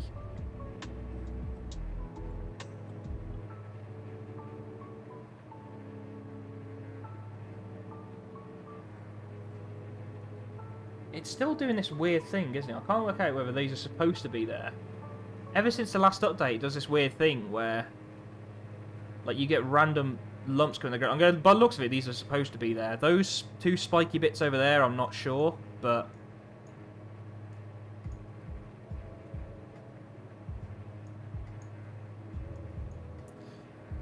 right. Shall we do? Probably should have done it a while ago. Descent check. So, landing data we've got. Altimeters are both set 3028. Safety harnesses fastened. Comm nav FMS is set. Just all that rests are upright. Parking brake is definitely released. Rudder trim we're going to leave in neutral. Landing light on. Fuel selectors are both on. Fuel pumps on. Wonderful.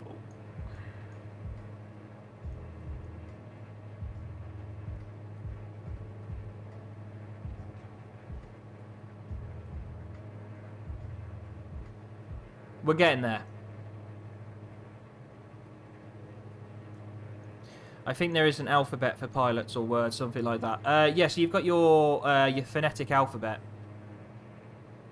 So it's like it's standard across the world. It's used for a lot of things. It's worth learning. Like, it's very easy to learn. It's worth learning, mainly because the main one for me is when you make a phone call. And, like, I'm trying to say my name. So my name's Stefan, and I'll be like, oh, can you spell it? Well, S for sugar, T for tank. You don't have to do that. It's, you know, Sierra, Tango, Echo, Foxtrot, Alpha, November. It's just one of those. When you learn it, it's so... It comes in handy all the time.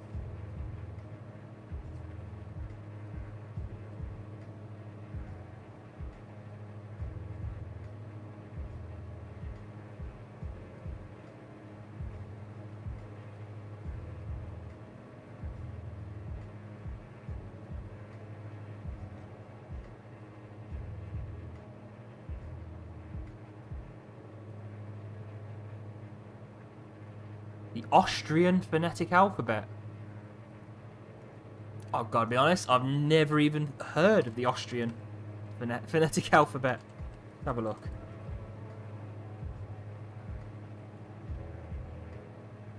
Oh, what the hell?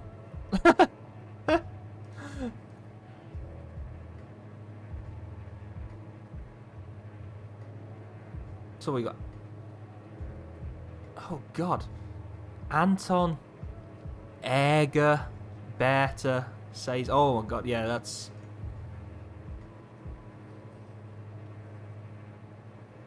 Caesar, Dora. Standard ICAO NATO phonetic alphabet, yeah. Oh, as in, yeah. You do get... Like I said, you get some real stupid stuff, don't you? That, like...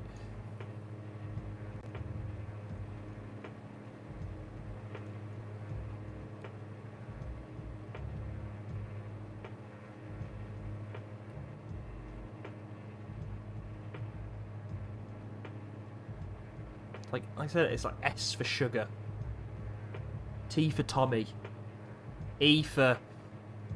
I don't even know, I can't even think of a word that begins with E. Elephant.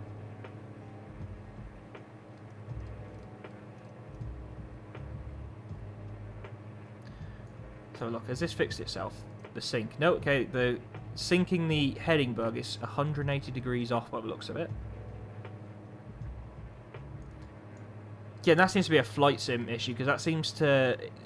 I've had that happen a few times. Sometimes it works out, it does it fine, and then throughout the flight it gets progressively worse. almost as if the compass and the DI were misaligned, but they're clearly not. E for Edward. Maltese phonetic alphabet is very easy. I do want to travel to Malta at some point. Malta just looks like such a lovely place.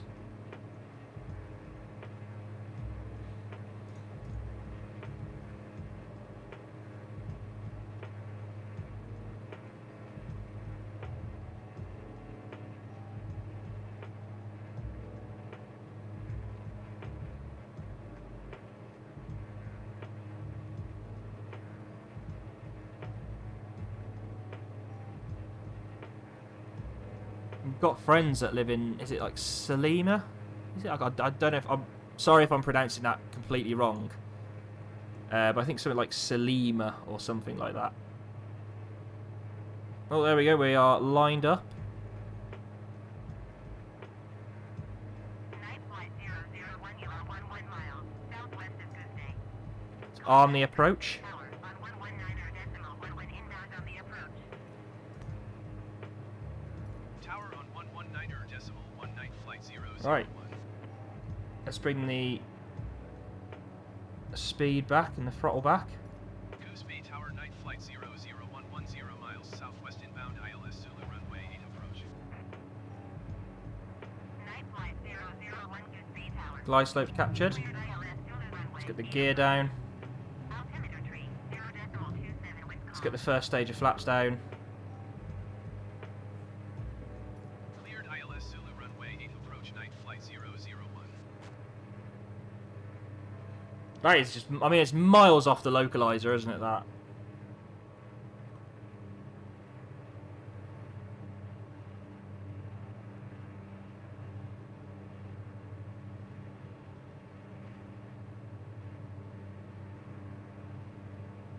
Okay, let's set our missed approach altitude of 3,000 feet.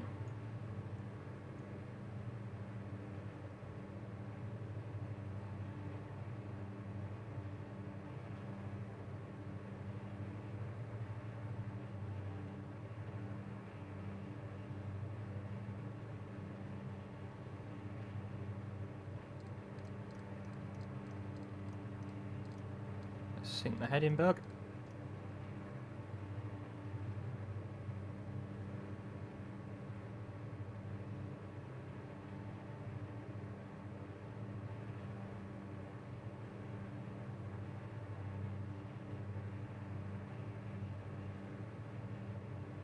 It's just blown straight through it, lovely.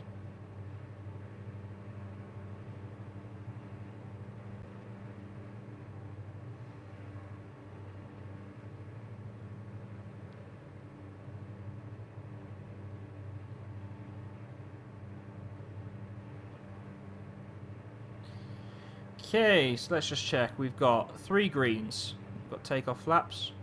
Parking brake is off. Fuel pumps are on. Landing lights on. We are not cleared to land just yet. We're cleared for the approach. Night flight 001 cleared to land. We are clear to land. Wind calm. Cleared to land runway 8 night flight 001. Right, let's go manual. Let's fly us manually.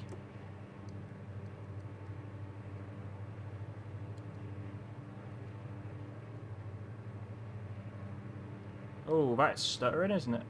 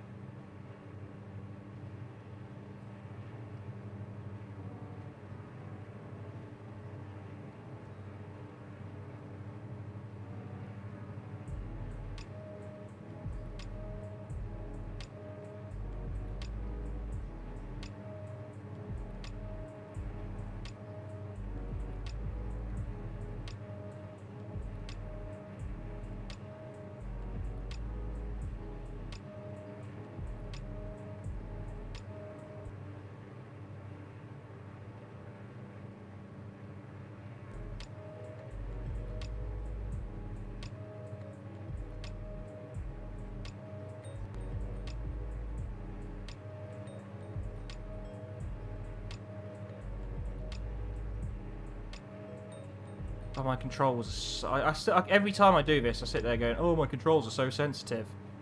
And I still haven't got round to adjusting it.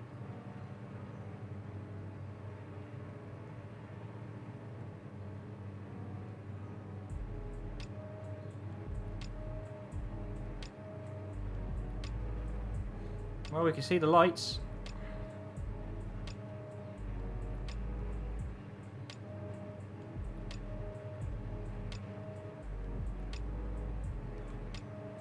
Oh gosh, that was a tiny little gentle move, and it did that.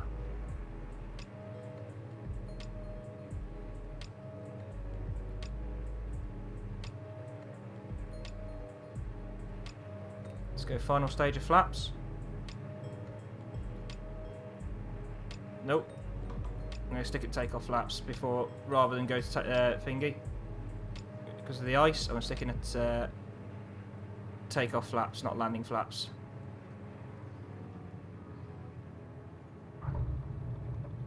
There we go, we are down. Very gentle on the brakes.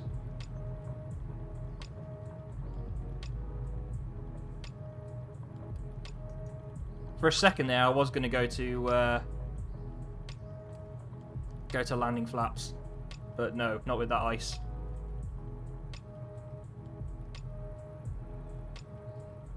Night flight 001 exit runway when able. See, now this is the bit of non-realism I have to have, is the taxi guidance, only because some of these airports are so far off real life.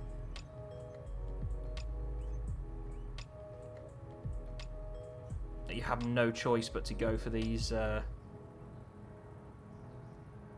for the blue line. Flight 001 contact ground on 121.9er. 121.9er, night flight 001.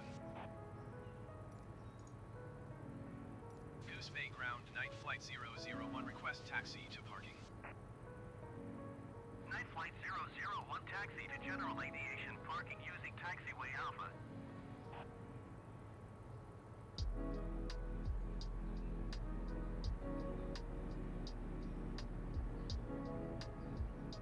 So, given where we've just got off, that's not Alpha.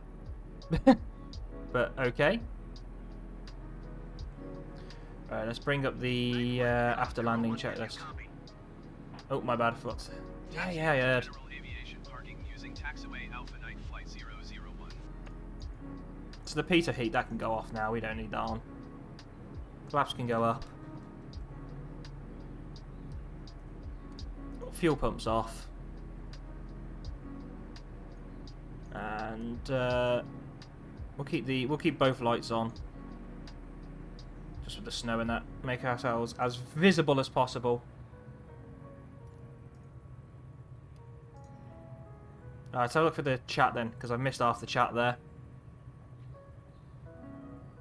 I fly a linear curve with no dead zone. Yeah, I need to. So I'm trying to taxi and read chat. I need to seriously have a look at the curves on this because it's so ridiculously sensitive at times.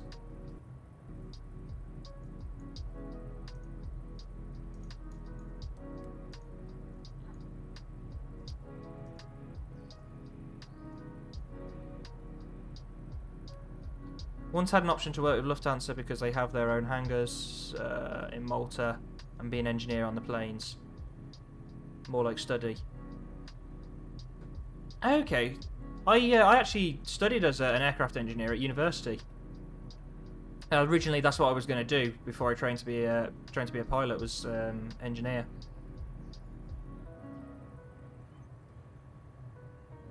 It's a good career to get into. It's more money than a pilot, I'll tell you that. The main mods to be flown without a curve. Yeah, I'll definitely, after this flight's over, I'll have a look through and I'll see what it's set. It's set to whatever the default is you see at the moment, I think.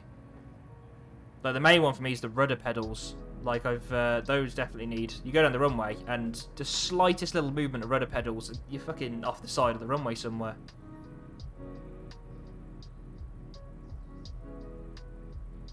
Oh, it's an icy day, isn't it, here?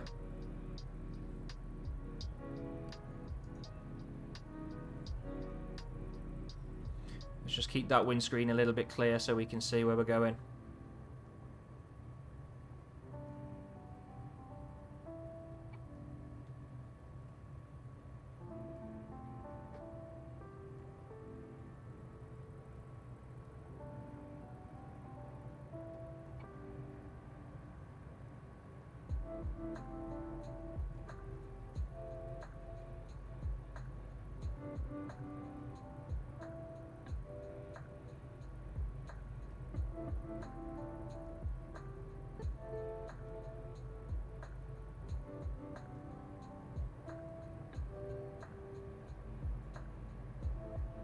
Push the rudder 25% all of a sudden the real plane. Oh yeah, but it's like it's not even 25% though. That's the thing. Like it's just that tiny little bit, tiny little movements.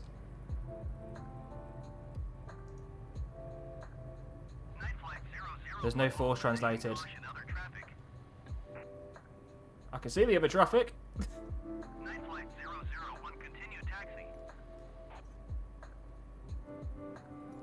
Would have been nice for him to let me know a little bit earlier, eh?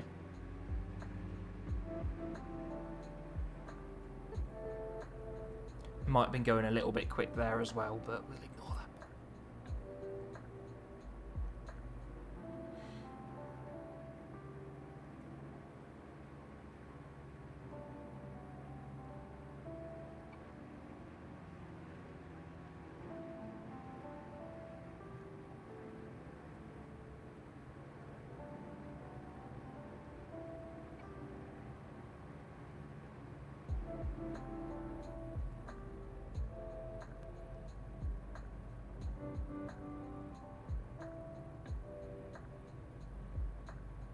The long old taxi.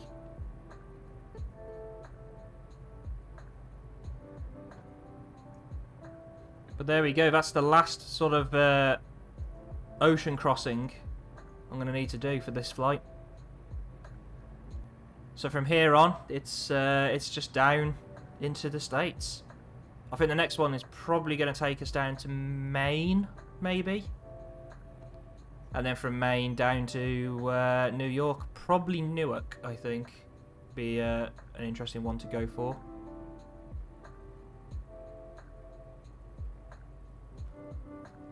I say it's an interesting one. By interesting, I mean it's the one I have charts for. Oh. My game lagged a little bit there.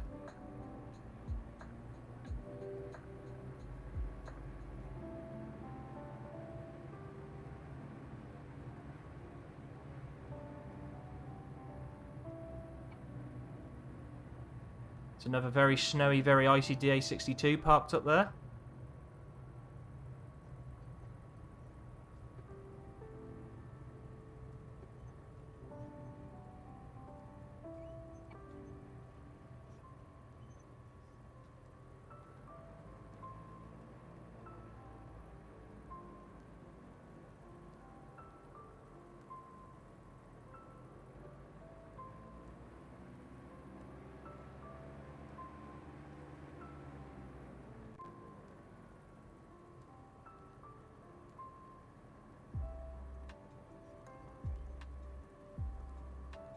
Lovely. Let's get the parking brake on. Warning: the pressure, the ice pressure is high. That's fine. We know it iced over to fuck.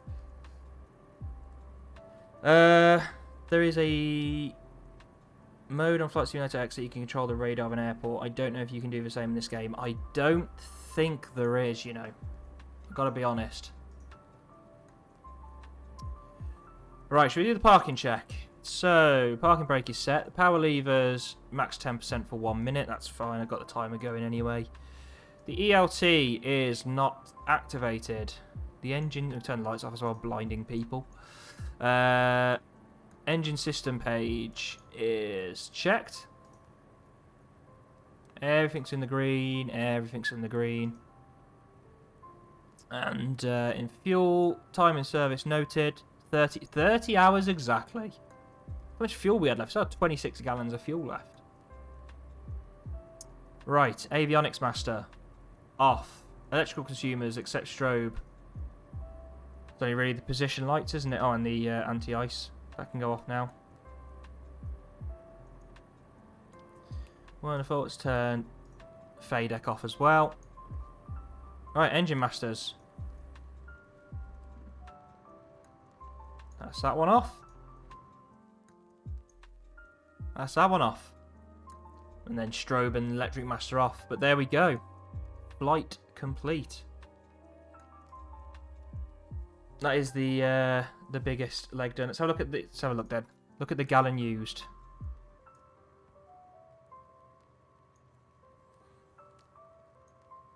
$60 gallons we used.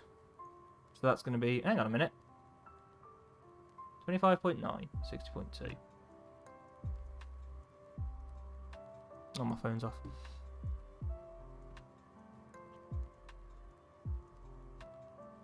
$85, 86 point.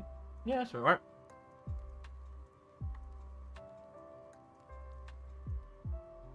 So let's have a look. We've used 60.2. How much should we have used? We needed a minimum. So our trip fuel, which we planned for, was, in fairness, the trip fuel we planned for was exactly 60 gallons.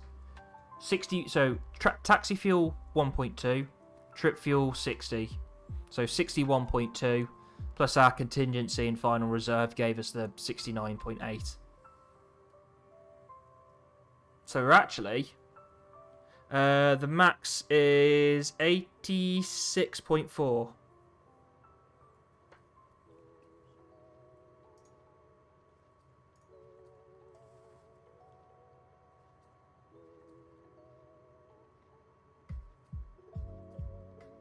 So it's not a million miles off, is it really?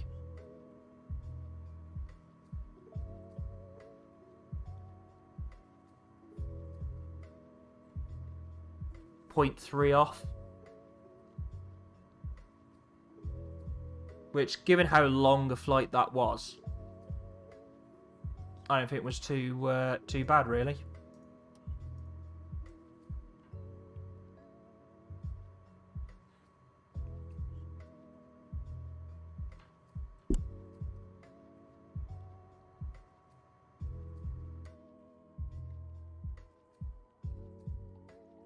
Now look at icy it is already. Just instantly iced over.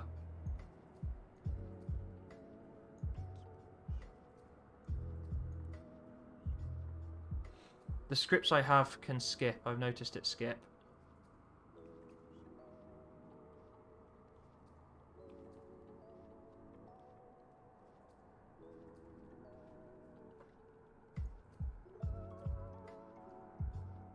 So instead of dividing the fuel flow by 3600. Ah! Okay. Going down to it's like 3550-ish. I mean, like I said, given that was a... Well, we're in the... it was been 4 hours and 27 minutes since I took off. Plus maybe 10-15 minutes setting up. Nearly 5 hours. And at the end of it, you know, you add the two together, you're 0.3 off. That's fucking good. It's as close as you're gonna, close as you need it. Be different if it was like 3 or 4 gallons off. But 0.3 gallons. Increasing sim rate breaks it. Yeah, I'll try and avoid doing that, to be honest, if I can help it. I've had a play around in the past, but yeah, it never ends well. Right, well, I'm going to head off now, because I'm quite tired. Adam might need to go actually, eat lunch. Thank you all very much for watching. Hope you enjoyed it. I will be back at some point, whenever the weather is nice, to do a flight down to probably Maine. Motherfucker! Thank you, Mr. Tommy MXR, for your following, and thank you for everything today. Thank you for this mod. This mod is fucking amazing. Everyone, download the DA62X mod from Mr. Tommy MXR. You'll find it on... where is it again? Sorry. flightsim.to. It's fucking brilliant. So, yep, thank you everyone for watching. We'll be back again.